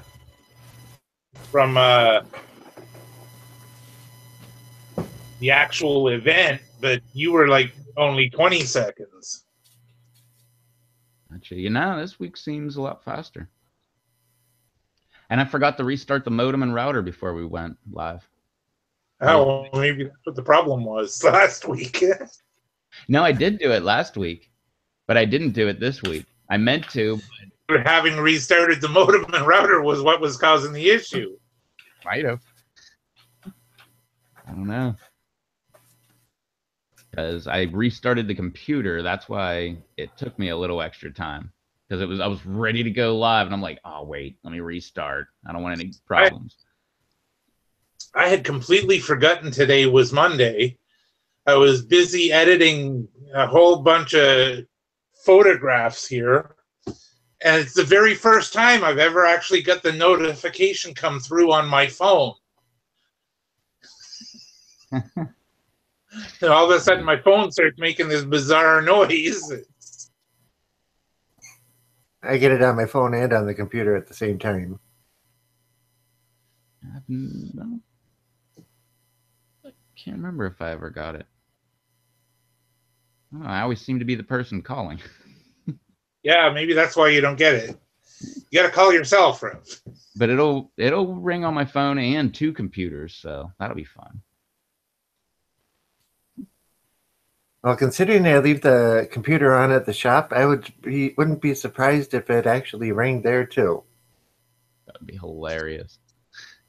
And if my computer upstairs was on, it would ring through there too. Yeah.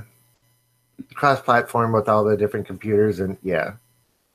So I got a question for everybody.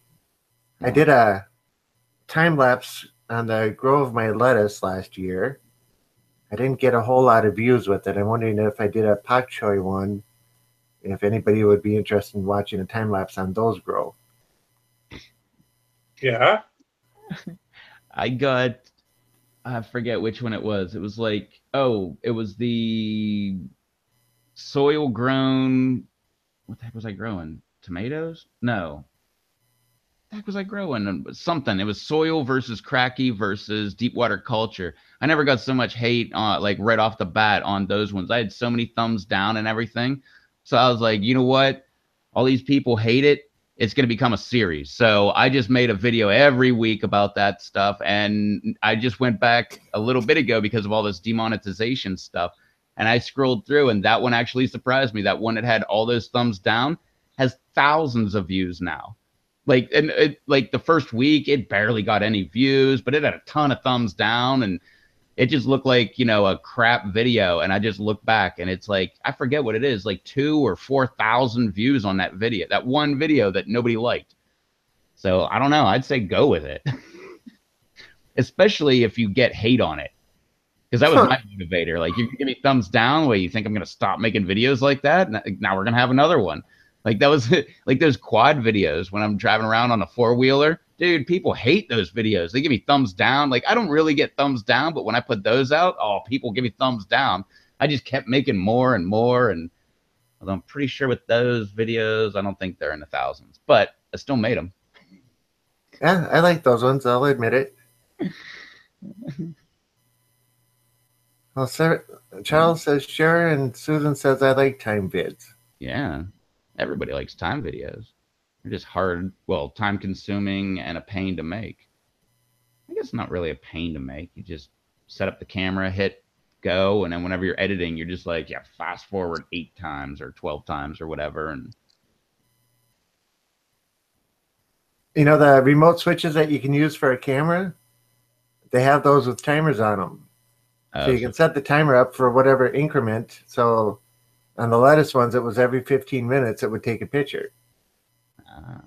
So yeah, every 4 pictures was an hour, and it was running at 28 frames a second. So that every minute that went by was 7 hours. I think that's how it worked out to be. No, it has to be less than that or more than that. Yeah, every second that went by was 7 hours. Something like that.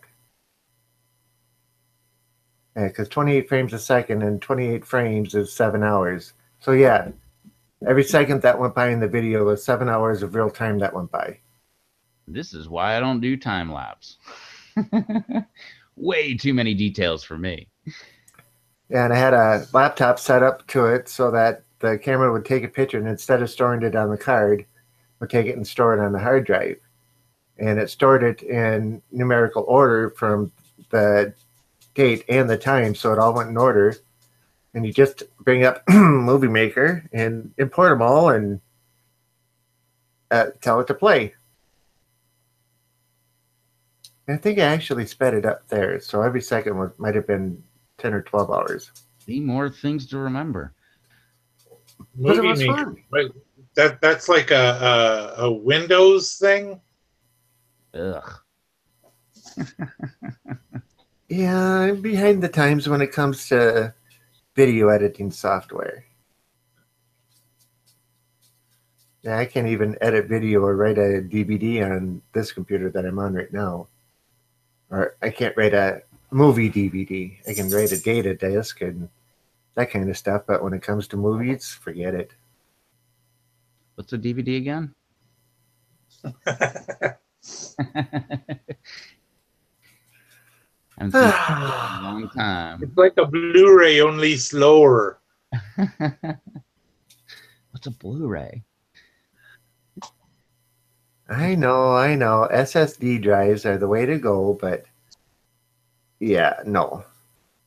USB drives, way to go. Yeah, okay, fine. Heck yeah, go nuts for Linux. It's Yeah. literally the bomb. I can show you how much I like doing my videos and stuff. On my keychain is this little tiny blue box. The key ring holds it together so that the top doesn't slide, but inside is a SD card, a backup SD card for my camera in case my memory card gets full. I carry that around with me all the time. I was waiting to hear a switchblade. I know. Those are on the wall in the living room. I have no clue where mine are. I had like a cool collection going, and it was like it was legal to have it, but you couldn't have it on you, kind of thing, in the area that I lived. And at one point, I just gave them to my dad, and he threw them in his safe. And then years and years went by, and I went home, and I was like, "Hey, let me get those knives back. I just want to take them home." And I don't even remember what they look like, and all that stuff. And he went looking, can't find them. So the safe wasn't. I don't know. Maybe he really liked them. I don't know. I just remember I thought they were really cool, and I wanted to play with them. Yeah, I had a girlfriend come back from Mexico, and she brought me a 12-inch out the side stiletto. It was 12-inch closed. When that spring hit and that blade locked, it just about knocked it out of your hand. It came out with such force. So that's the one, or no, stiletto's the one that comes out, right? Yep. Yeah, that's the kind I had. But I had access at one point. I didn't buy it. I wanted to really bad just to have it. I didn't want to like use it or anything. But the ones where they just shoot straight out. Yeah. I told my dad I wanted one, and he had his buddy come out. We were at a gun show, and we walked over, and his buddy went over there, and he put the knife like almost on the table and hit the button, and his whole hand popped up. And he like flipped it back in and walked back over and told my dad. He was like, "Yeah, no, your kid's not getting one of those." Like I pretty much like stabbed the table and it jerked my hand back. He's like, "Your kid's gonna kill himself." I think I was like 8 or 10 or something at the time. But Yeah, no. I always liked collecting knives when I was young. Yeah, I still do. Yeah, I could. Well, not right now, but I usually have like 5 knives on me. I have 2 little tiny ones. One's in my mini Leatherman too, so that one really doesn't count. But Charles says, "Go nuts for Linux." Literally, Literally, I added the literally. literally go nuts for Linux. Yeah. Well, I got two thumbs up on the time lapse video out of 10 people. But no thumbs down. Huh? But no thumbs down. Nobody said anything. No, don't do it. I like microtext. What's microtext? I wonder if that's like a mini Leatherman. Is that Microsoft? But literally meaning small technology. Microtext. Hmm. Nah, I've been trying to get away from Windows. Okay, nice. It's a knife. Microtext knives. I don't think I've heard of them. I don't think I have either. Sounds like a small company. Now, watch, we're going to probably find out it's one of the largest producers of highest quality knives out there. That's why we don't know about them, because of the high quality ones. That could be very true. I don't know about a lot of highest quality stuff.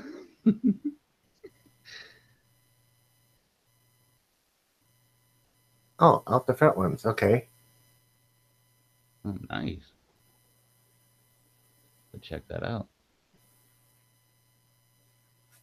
Yeah, there's a shop a few towns away that sells all kinds of automatic stuff.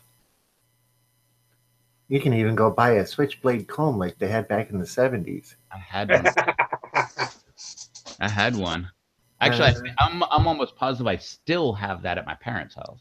I think I might have them floating around here yet. I had a switchblade comb with a straight razor mounted in it. You know, That was the intention when I bought it. I got around to it.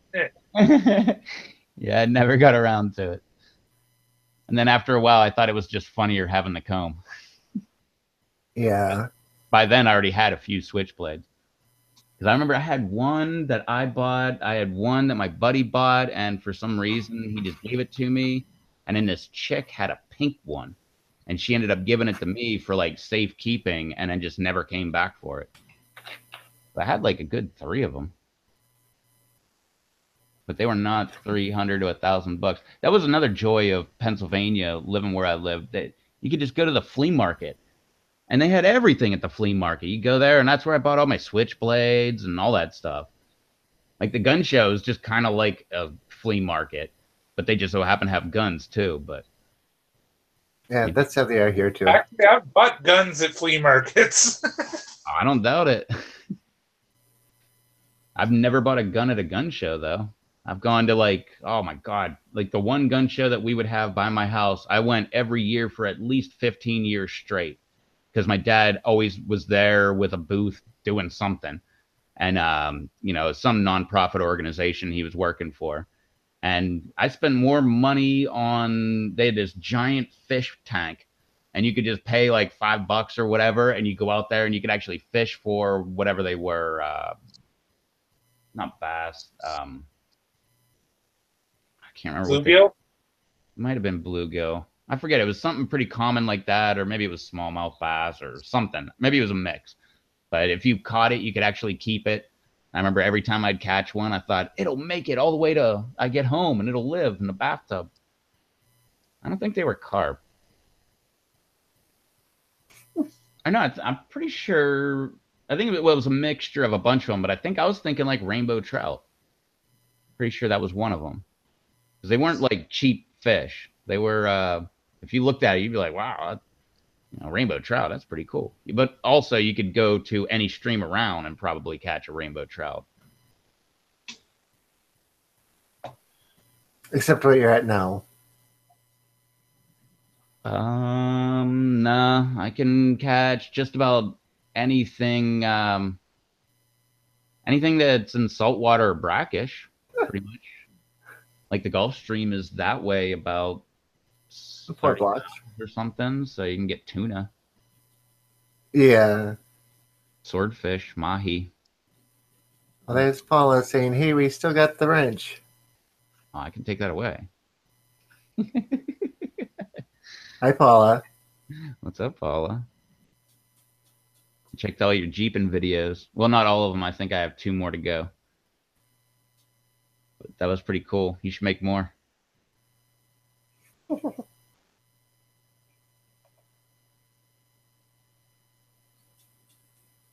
I haven't ever gone saltwater fishing. I've only put my finger in the ocean once in LA, and that was just because we were passing through. Yeah, that's cold out there. That's the only thing I remember about the Pacific is it was cold. But I've gone saltwater fishing on the Atlantic, and caught like 2 or 3 fish out of like the 30 times I've gone. I like boat fishing, like where you just sit in a boat and find a spot, just cast over and everything, and you drink your beer. I knew the beer was going to come into it. Well, I haven't done that in like, I don't know how many years. I can't tell you the last time I actually fished with beer. I don't think I ever have. I mean, I went shrimping and I had beer. I went crabbing and I had beer, but I don't think I've ever actually gone fishing. I've gone fishing and had beer, but never in a boat. No, I take that back. No, it was like 10 years ago. It was my sister bought a boat for no reason, and then we went striper fishing. And I remember me and her were both drinking, and her boyfriend had to not drink so that he could drive the boat. We had a lot of fun, didn't catch 1 fish. Must have been the driver's fault. I was just going to say that. Well, he drove you to the wrong spot, so it has to be his fault. Exactly. He didn't know the spot. Meanwhile, we were going, what about over there? What's over there? How about by the bridge? Okay, so Paula writes, hey guys, I'm late to the party. Was busy making soup. Is someone supposed to eat something when you got to 10 lakes? No, we haven't done that tonight. We have a 20-foot bayliner open bow just for fishing in Mother O. Never seen freshwater. Well, that's cool, but you live down on the coast too. You're not like central, middle of the country, way up in the north, but almost as far away as you can get from the ocean anywhere. Yeah, 14 hours drive to the Pacific. Yeah, we have or that was the boat I was talking about. Sorry, to the Atlantic. But no, that's Susan. That's the same kind of boat practically that we were in. It wasn't a bayliner, but it was something very close with the open bow, and yeah, a lot of fun. Then inboard, outboard, and then something went wrong with it. The alternator. I forget. It was something really simple, and they ended up selling the boat instead of like fixing it. Yeah. I saw my boat once. Remember the pic I sent you? You were talking about being out on it. And I was like, I love boats. which I do. And I love the acronym BOAT. What's it stand for? Bring on another 1,000. Bring out another 1,000, yeah. Paula says, if no one is going to eat anything, I'm going to bed. Oh, that's all on you then, Rob. Where's that powder at? On my desk.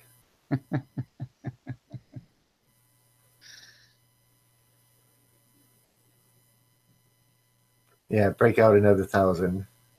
That's close.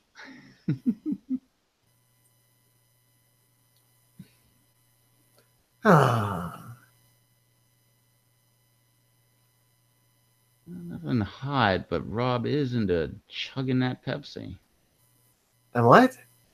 Chugging that Pepsi. See if you can chug the rest of that bottle behind you. No.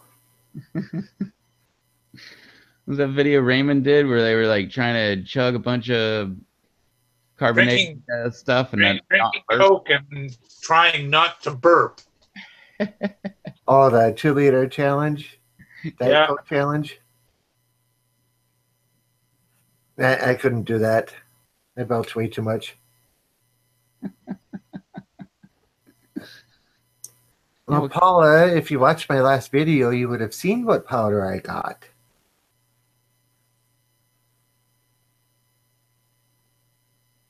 It's only 9:20. Yeah. But I got to get up at 4:30. So, yep. Go to bed. 9:20. It's 12:20. Yeah, but 9:20 in California. I think that's where Paula's from. No, not California. It was Seattle? Washington, wasn't it? Okay. Right? Susan says, why so early? What do you do? Paula says, oh, I think I saw that video. Oh, you think you saw that video? If I saw you eating the pepper powder again, then that would jog the memory. Yeah. Good girl. Okay, so Paula says, I go to work early to avoid the commute, plus I work with a lot of people on the East Coast, so have early morning calls. I work for AT&T and not customer care, so I can't help you.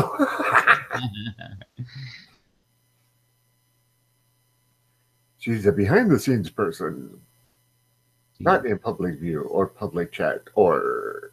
The way to do it. Yeah. Yeah, customer service can be... Well, if it's on the phone customer service, I would never want to do that. But face-to-face, I have no problem. That cracks me up. You just let people just unload on you for a little while and then tell them how you can help them. And then whenever they leave, you turn to your coworkers and you just start make fun of them as much as you can. Did you hear what he said? That's a full refund. I'm not getting a full refund.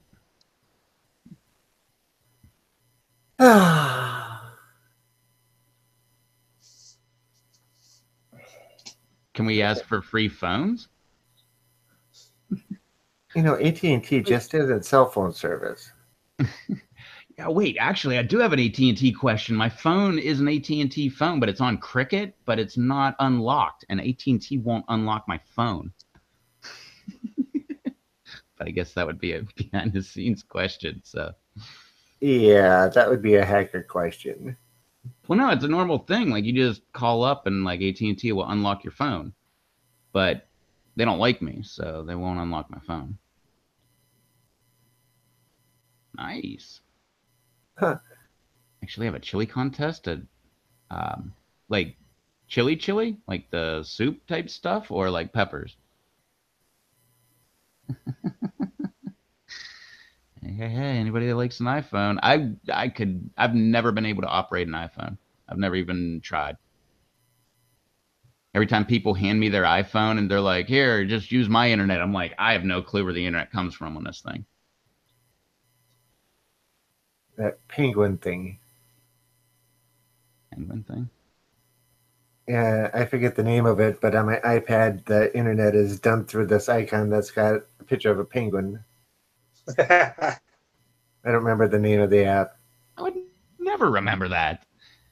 I've got, don't I have an app? I'm pretty sure I've got an app that just says internet.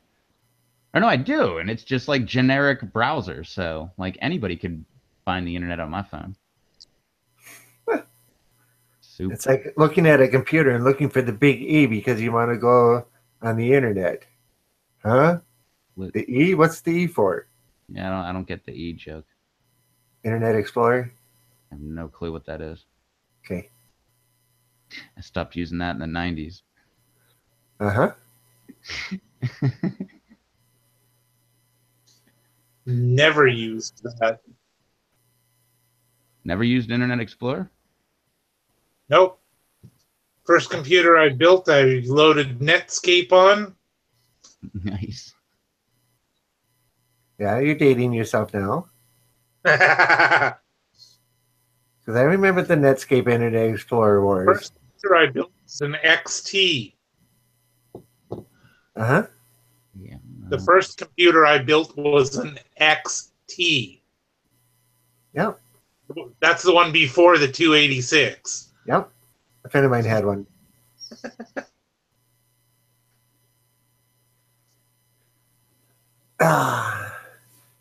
I can even predate that. I had an Atari 400 XL, which predated the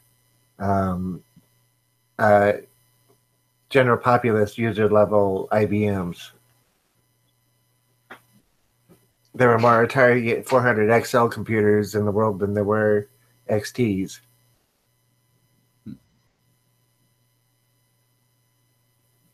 Okay. So No, Susan and Paula are talking back and forth. no, just everybody with No, wrenches are talking here. about Aaron now. Yeah. Netscape was the bomb, says Paula. You just giving out wrenches to everyone. No, they're Yeah. just all You here. remember web crawler? Yes, I remember web crawler as well. Yeah.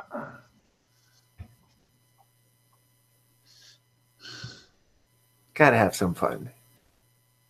I remember back when the internet was all text based, and you had to call up. I used CompuServe, so I'd use my 1200 baud modem and dial into CompuServe, and it was all text. That was when the internet was pretty young yet. Uh-huh. What are those things you guys are talking about?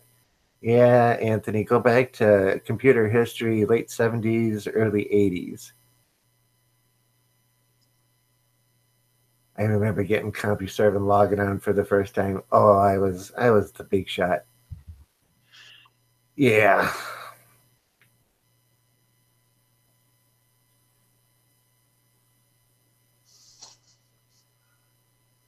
I remember 5.25-inch discs before 3.5-inch discs became the thing. Oh well. Nobody wants to hear about computer stuff.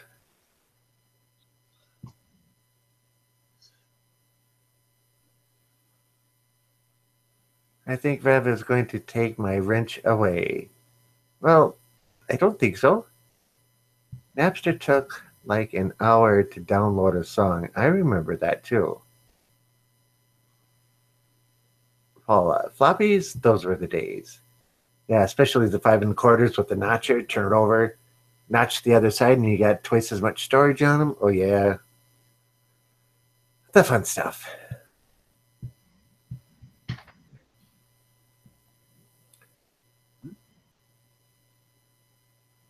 Rev, Susan's worried you're going to take her wrench away. Nah. But don't ban anybody. But don't stop joking about banning people either. Because then I will take it away. I remember the floppies that were what 12.5 by 12.5 or whatever, like the Yep. giant ones. Yep. Yeah, the ones that the businesses used. My mom had one of those at the house. Gigantic. I remember when people back in the day when they were talking about like the 3.5 hard floppies. I'm like, what are you talking about? I remember like the big non-hard floppy disks. Apple IIe and Oregon Trail. I remember Oregon Trail, logging into the university's computer and playing Oregon Trail. Yeah, that was fun. I don't think I ever played Oregon Trail. I've heard about it a lot, but I don't think I ever saw it or played it. I mean, The Apple IIe was the first one I learned to write in BASIC on. Then I went from there to the um, Atari 400 XL. The Apple IIe is what got me interested in computers. But the Atari had a lot more software available for it and a lot easier programming code. So I went for that first. oh, Chad the Walrus. Hey, guys and gals. Hey, Chad. Hey, Chad. wait on. What's up, Chad? Hope you're feeling better. You were looking better the other day. Girl. Yeah, Oregon Trail. Go left. There's a tree there. Go forward. You take 2 steps forward or whatever it was. Look right. There's nothing there. Or, that type of thing. What are you doing? And it didn't have a monitor. It had a paper printout. I used to stay after school to play Oregon Trail on the school's computer. I remember in what was it, typing class, which if you ever see me type, you'll know I didn't pay attention in that class because that was the first time we ever found out about like a LAN party, and someone brought in, what the heck was that game called? Rise of the Triad, I think. It's like Doom, and we installed it on like every computer in the entire lab, and that's all we would do is just sit there and play that game, running around and having fun. Yeah, what Oregon Trail did you play? Paula doesn't remember any papers. When I played Oregon Trail, I was at the high school, and I used the main computer in the lab that didn't have an actual monitor on it. It was to go back and forth between the school system and the University of Minnesota. So everything came out in paper readout. So you take and type your command, hit enter, it would print it on the screen, and then a response would come back. You know, it was the paper was basically the same thing as the screen, only it was printing it on paper. You gotta remember, he's talking about when he was in school. So, that was back when the, computer took up the entire auditorium and there was only one and, it was like 20 minutes. It just. It was 1982. That is pretty dang early for computers. I remember it was somewhere in the 80s where my mom had those giant floppy disks, but. Yep. No, I guess. No, 90, I guess. So, yeah, it would have been like 85, 84-ish, something like that. Yep. She had the internet before anybody had the internet. Like I knew about the internet before like almost any of my friends because she was just a tech nerd. And she like always she was convinced computers were like the technology of the future, and like she tried getting me into it. I'm like, what the heck is this? Commodore 64? This is dumb. Like put a cartridge in the back, you gotta hook it up to the TV. Well, that was the same thing with the Atari 400 XL when the cartridge went in the top. Well, I didn't like that either. I was like, get me a Nintendo. Like, I want to play that Mario everybody's talking about. Oh, that's a few years later. It was like 88 or something like that. Yeah, a few years later. Something. Yeah, like Aaron says, dinosaurs roamed the earth. Exactly. That was back before the and then the came and unnazified the world. Anybody know that movie reference? Yeah. My favorite movies, Idiocracy. I was just going to say, it's probably Idiocracy. I love that movie. It's such a great movie. Oh, man. That and The Jerk. Still holds up. Ah. I'm picking out a thermos for you.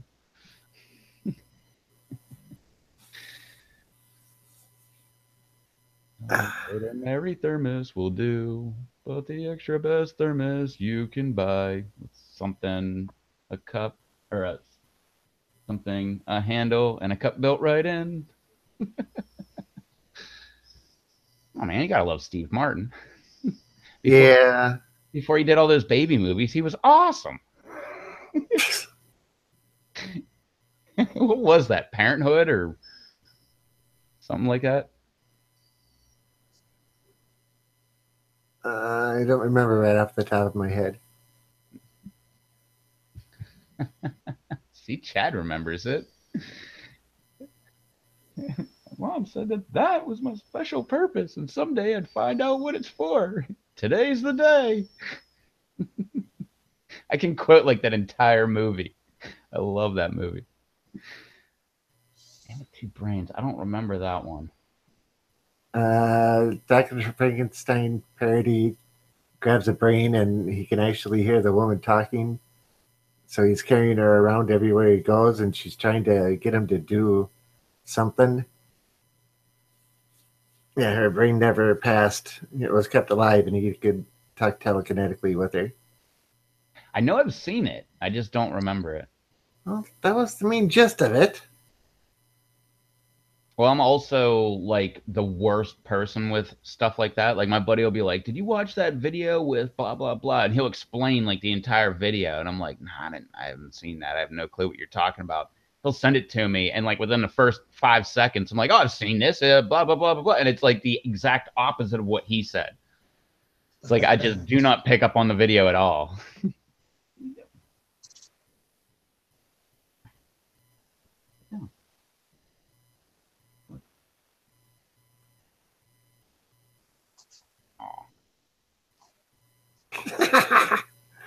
For a second there, I thought she was going to take off running. Who, my puppy? Yeah. Nah, she's much too tired. Well, the way that she got up and looked, it was like she heard something.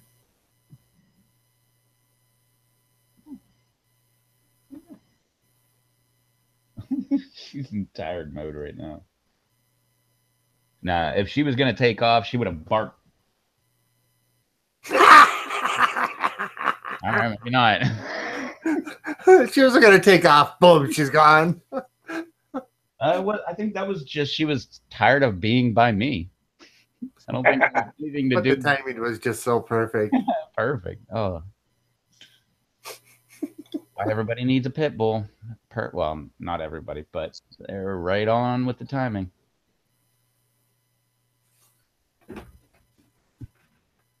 I don't think a pit bull fit on that perch. Sure, they're small dogs. My pit bull was actually larger than an average pit bull. Average is like 30 to 60 pounds. I think mine's like six. Well, she was 65 last time I weighed her, and I think she gained a little weight. So she might be like 70. But He weighs 8.5. yeah, you can't really pick up my dog easily. You can if she would let you, but it's usually kind of awkward. You got to kind of hold her like a baby just so she sits still. Well, you don't do the scruff of the neck and hold her out at arm's reach? No. Much too heavy for that. Look at these arms, man. But no, that's why I haven't weighed her, because I have to pick her up and stand on the scale with her in my arms and, record the weight and then set her down and then weigh myself and deduct the difference. That's why I haven't done that in a while.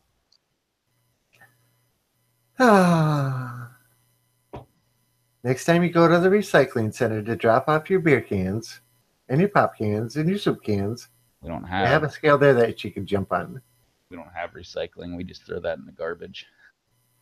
Well, I should clarify. We do have recycling, and it comes by with and it comes by and picks it up. But it's the same truck as the one that picks up the garbage. So take that what you will. My sister actually, when she first moved in with me, she's like, "We're going to recycle because I'm all about the environment." And I'm like, "Well, as long as it's not a pain in my butt, then I'm all for it. Like, let's go for it. But I don't want it to be like a huge inconvenience." And she's like, "No, I just got done with my, what the heck did she have? Environmental resource? I don't know. Something with the environment she got a degree in and everything." It's like, it'll be great. We're going to recycle. And she went out and bought containers and everything. Like, this one's for glass. This one's for paper. This one's for plastic and all this different stuff. About 4 months later, that just went right out the window because she found out like the same truck picks up the recycling and the regular garbage, dumps them in the same thing all together. And all of her separating and like trying to save the environment things was not working. And then she found out like, oh, I could just drive up to the recycling center, which is like a half hour away. And when she figured out like filling the car with all our garbage and then driving, an hour round trip every week is not fun. So that being said, where she lives, she can actually recycle now, and she does it. So kudos to her, but it doesn't work here.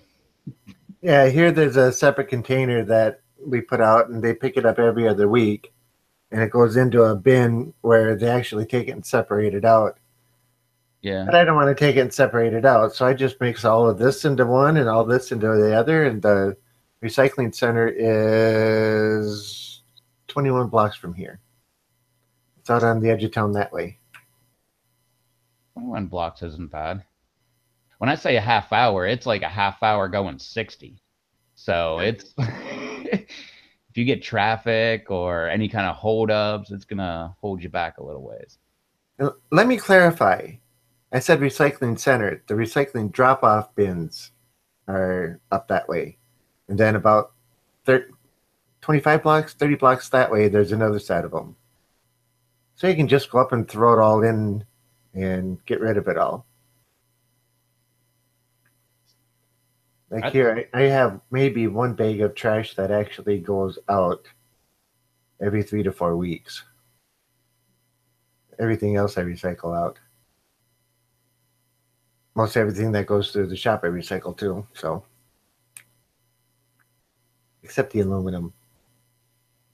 That I go cash in. Gotta have some fun.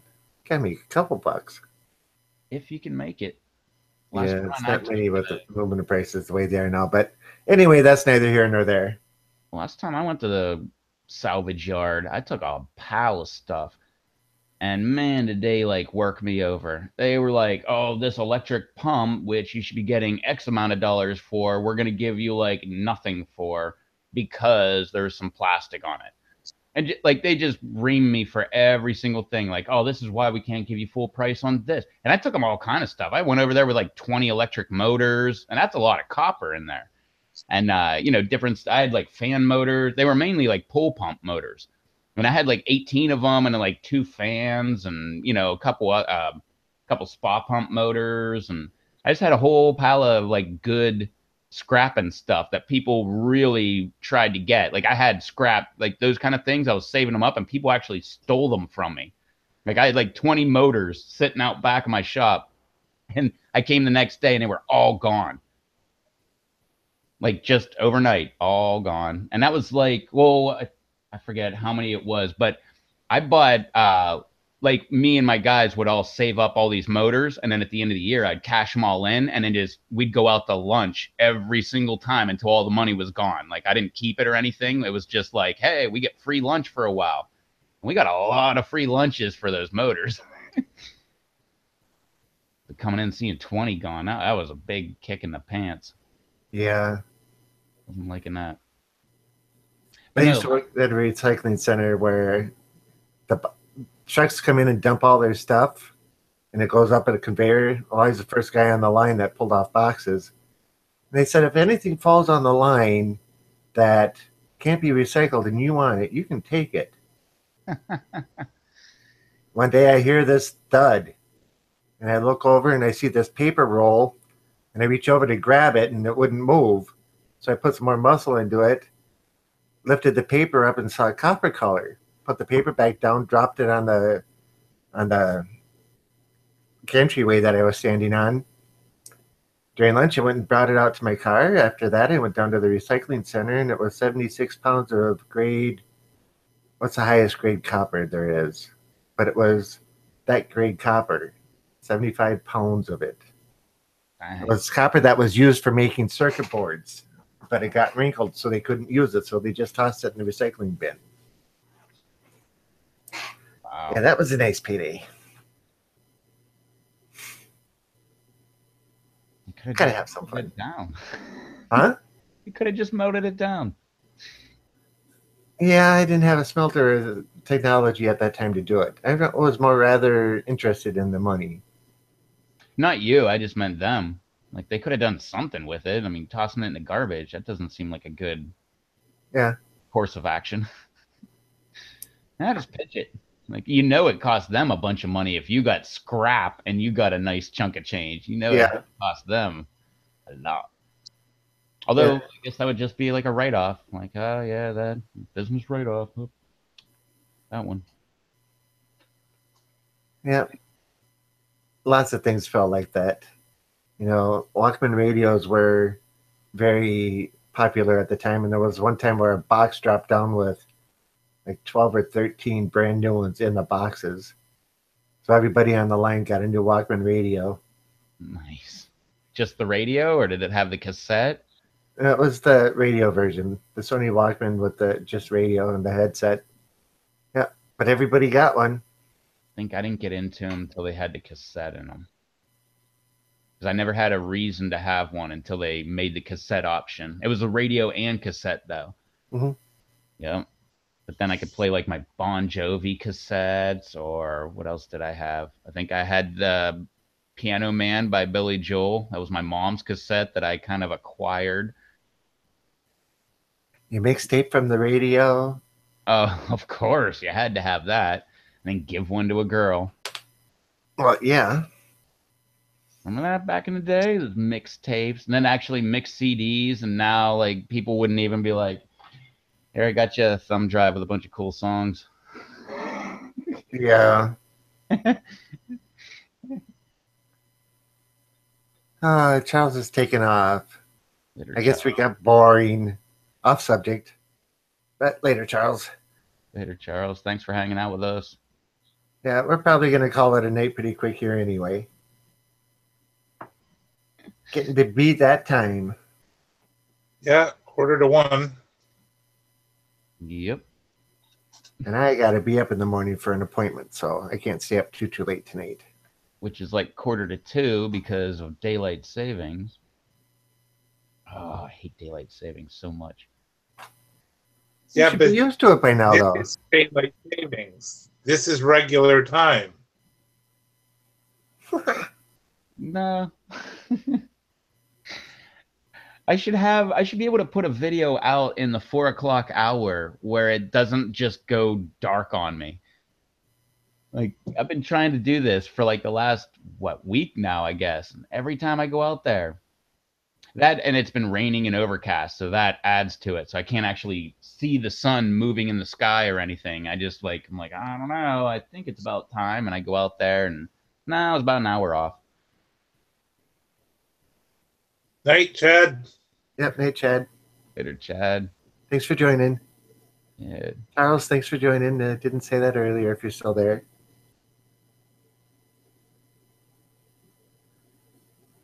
Now it says we still got 14 minutes left. I know.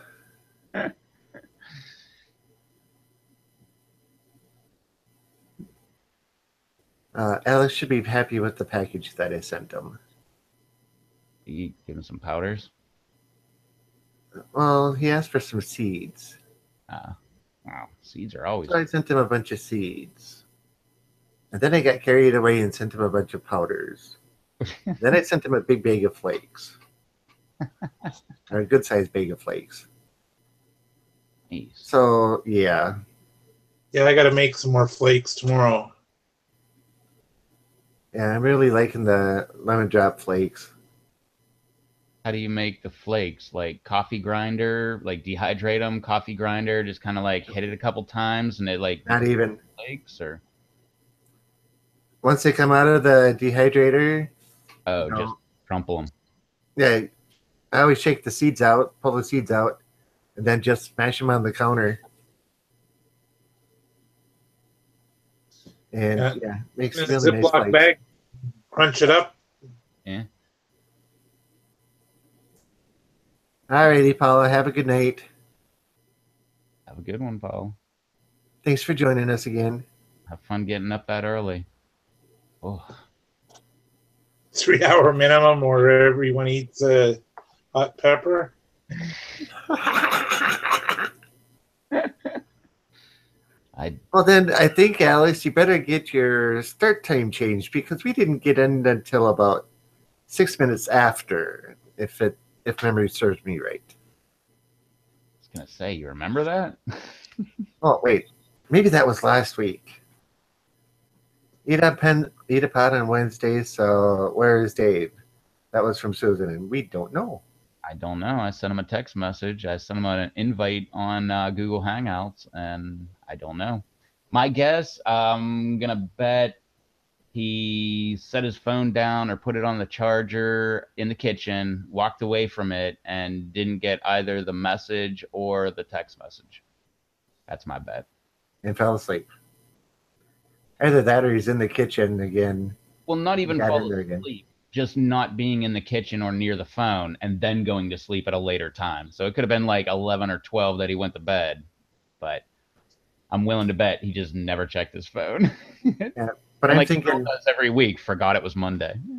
remember he was Yeah. talking about going into the kitchen or whatever that he had to get into for doing the stuff. Maybe that was what he was doing. Oh, Susan says maybe the chip got to him. or that last pot he just ate, Oh, that one at the church, he ate with his buddy. What the heck was that one? I don't remember what it was either, but yeah, that one lit them both up good. Mm-hmm. Uh-huh. Can't remember what that was. 7-pot or No, it wasn't so. something yellow. Yes, it was something yellow.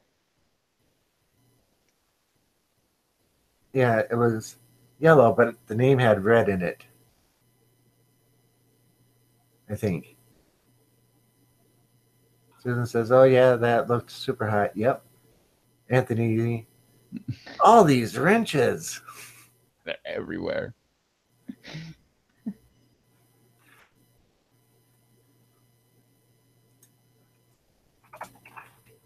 That one caught.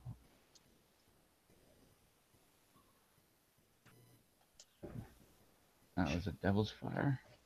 Huh? Devil's Fire did I just see before I went? Oh, Devil's Tongue. Or what? Devil's Fire? Devil's Tongue? Now I'm looking it up. One-handed.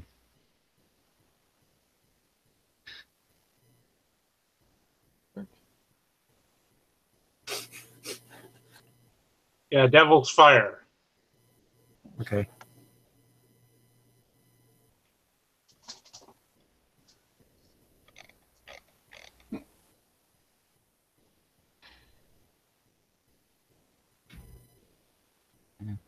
Oh, you can tell Reb is deep in thought. He stopped talking. No, I was looking it up. Yeah, it says Devil's Fire. I don't know why that's not ringing a bell at all. I'm looking right at the video, and it's Devil's Fire. It says it right there. From Rich Lacosta. I clicked off of it. Dang it. Rich Lacosta. It's in Dix, Boogla, and a Reaper. Yeah, that's why I don't remember it. I would remember that part. I thought it was Reaper and something, but yeah, Boogla is, or Dougla is, it was a Dougla, right? Or is that a Boogla? It's written Dix Boogla. Ugh, because that's a boot and a Dougla, I believe. Because I believe Dougla is one, and then Boogla, no, I'm getting all messed up now. Boogla. Yeah, and then there's the Bootla. Or no, that's a variation of the boot. Never mind. You know, a year and a half, 2 years ago, I didn't know that there were this many different types of peppers. Oh, yeah. Thousands of varieties. Just to get Brendan Picante's list, apparently. I need to watch that video. Yeah. That's it's only, pretty what, interesting. 400? Yeah, you mentioned That's the seats he has on hand.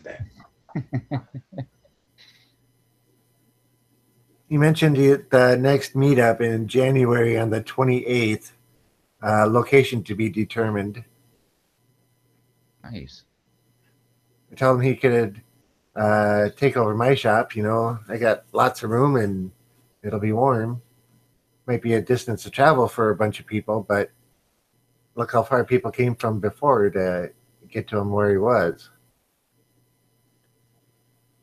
So he said he'll let me know, but yeah, the 28th, the next, January 28th. So a little over 2 months from now. Yes. So you know where I'll be.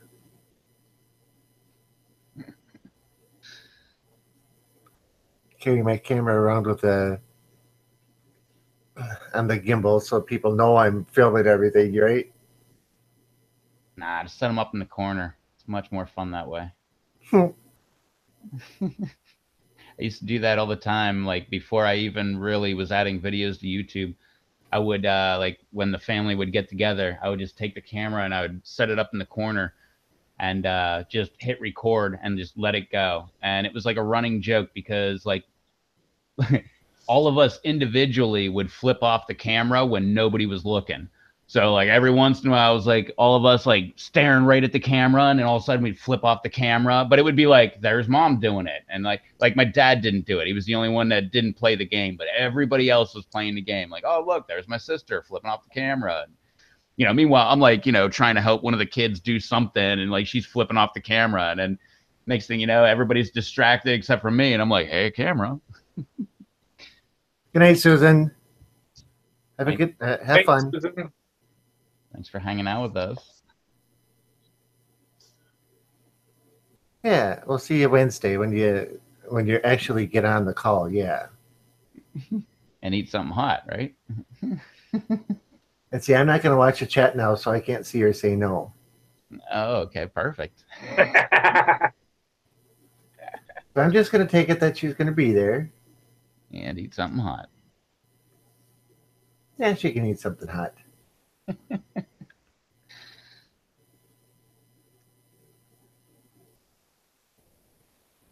She didn't rate anything, and I'm peeking. Nope. I tried. She didn't object, so she consents.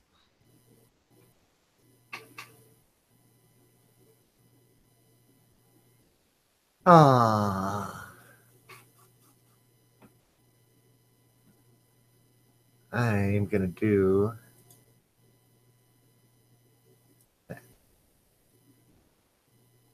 Yeah.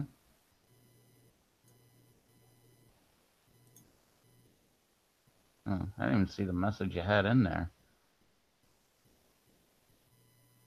Yeah, I just wrote on there.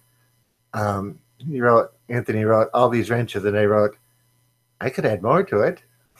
Or more to them, something like that. I added Anthony as a wrench. If he types in the chat. Or no, I think it should say right there above where it says say something. Should show a wrench because mine shows a crown. Mine shows a wrench. Oh, wait, I'm on a delay again too. So Anthony typed something in once.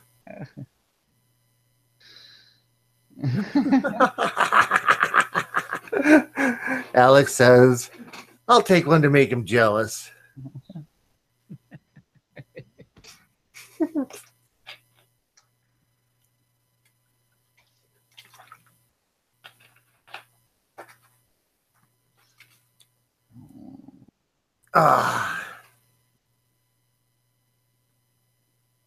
But I need to call it here pretty quick. I got to be up in a little over 8 hours. I have an early morning appointment. Ugh. I got to be up by 8:15. So I guess by that definition, you're calling it early. Me and Troll go an extra 2 minutes, and then you're gonna be eating something hot on Wednesday. I don't know if I have any. Oh, let me think here.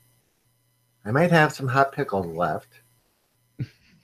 which could be interesting. But otherwise, I don't have any Hot pots pickles, at but they're not all. ready yet.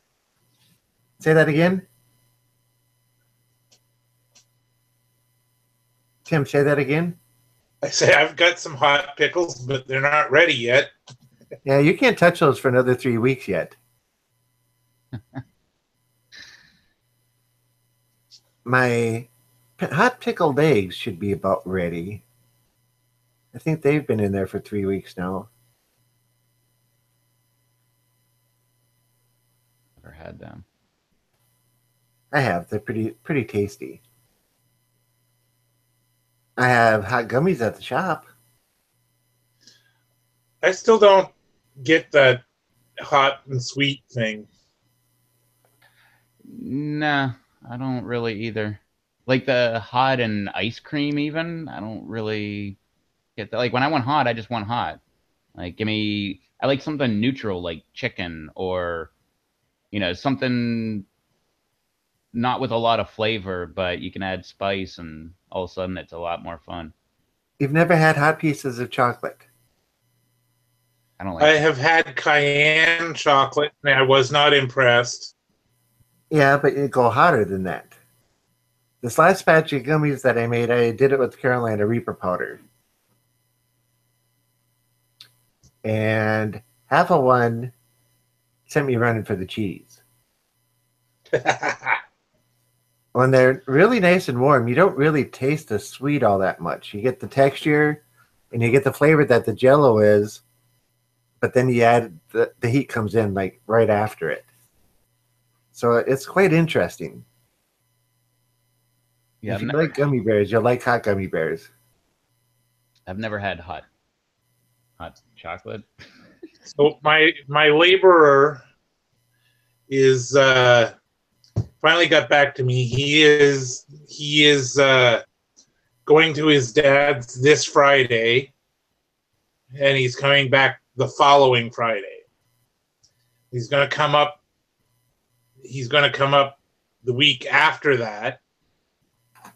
So maybe I'll get him to and a half a Reaper there on camera.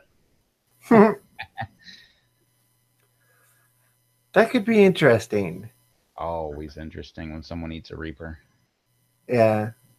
Going back to chat, Alex says, I am a maintenance mechanic, so I could use that wrench.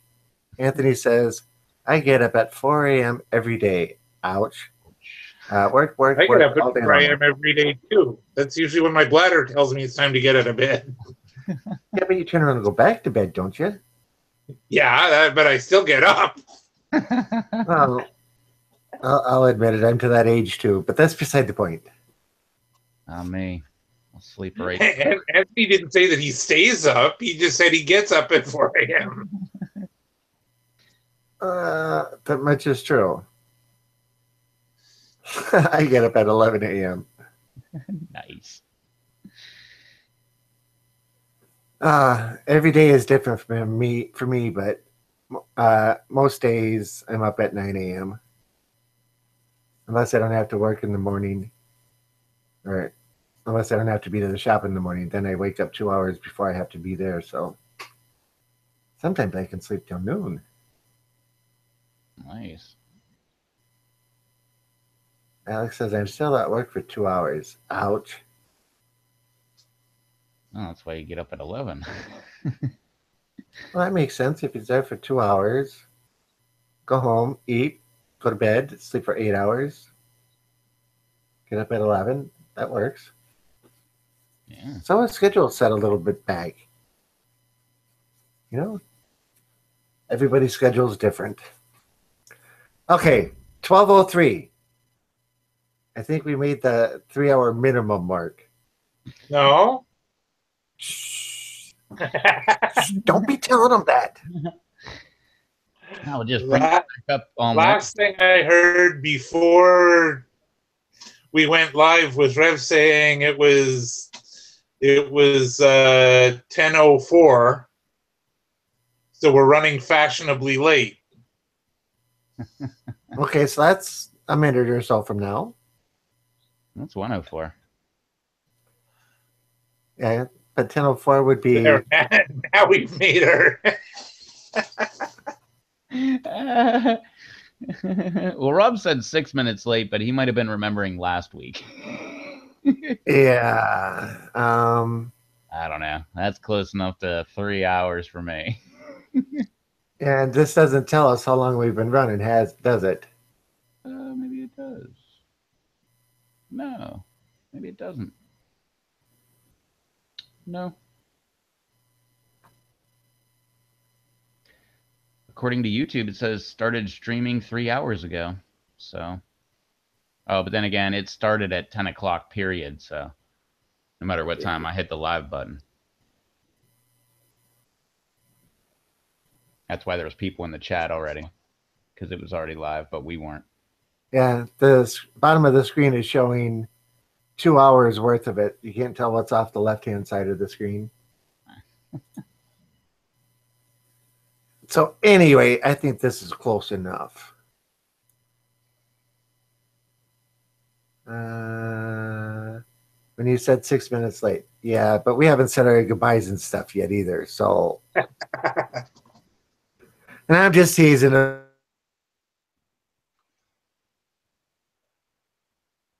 And freezing up. Apparently. Okay. Now I was kind of hoping it wasn't me. At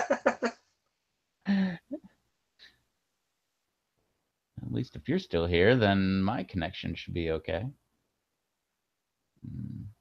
You stepped on the cord, Rob.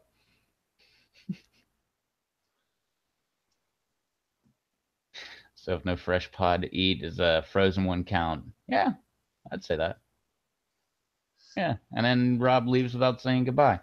He's so intent on getting out.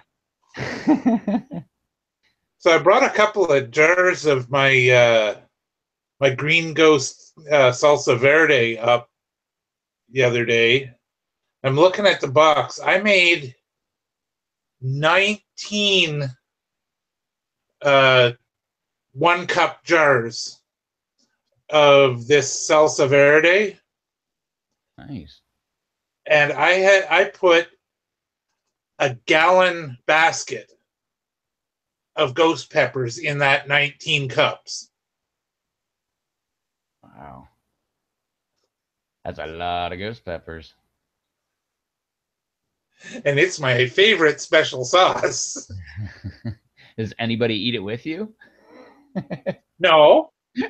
Well, my laborer will. That's why it's my favorite, because everybody leaves it alone. Yep. Fred will eat it. Fred's been on a couple of my videos there. Skinny guy with cowboy hat. I don't know. I'm horrible with that. I might have seen him and not seen the cowboy hat for some reason. Nah, I would love to say that I would always see a cowboy hat when it's there.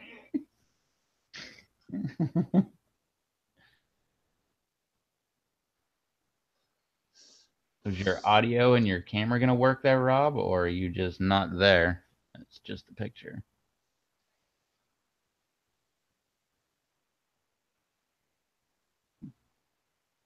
Says he's there. I don't know. But what a great way to end it. I've got my phone sitting against the monitor of the computer, and I'm trying to go down to the box, the little icon on the box with the mouse button. Oh, nice. Why is the mouse pointer going across to the phone? It won't go all the way down. What is going on?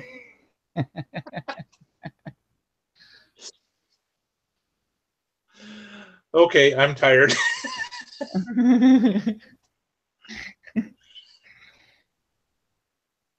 Well, I was kind of hoping Rob would come back so he could say goodbye. But anyway, go ahead. Give yourself a plug there, Brother Troll, and let everybody know where they can find you and what you got going on.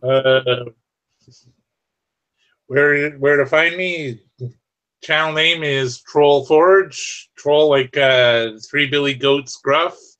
Forge like a blacksmith. I do a little bit of everything from mechanics to blacksmithing to welding to growing hot peppers, aquaponics, gardening. Cutting down a tree, making lumber out of it, and making stuff. Yeah, restoring antiques. You name it. A little bit of everything. So if you like all that stuff, make sure you hit up Brother Troll and subscribe up and everything. And Rob officially left now. I was kind of hoping he would be back and would just say something. And he's the one that wanted to leave. He's dragging this out. All right, well, that was Rob that left. And that's ROBB space Z.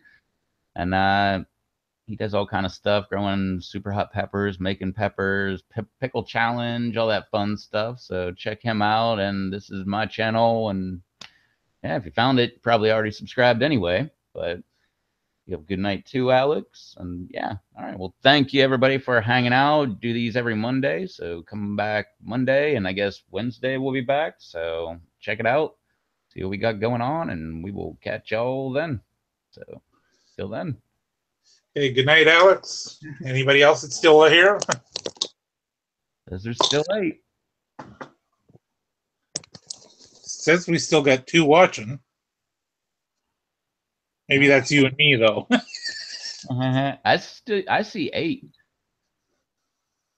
But maybe mine has said 2 watching the whole time. Oh. It's like, wait a minute, we've got at least 6 people in the chat talking at once. Yeah, I just refreshed it. It still says 8. But anyway, thank you all for... Now it says 9. What the heck?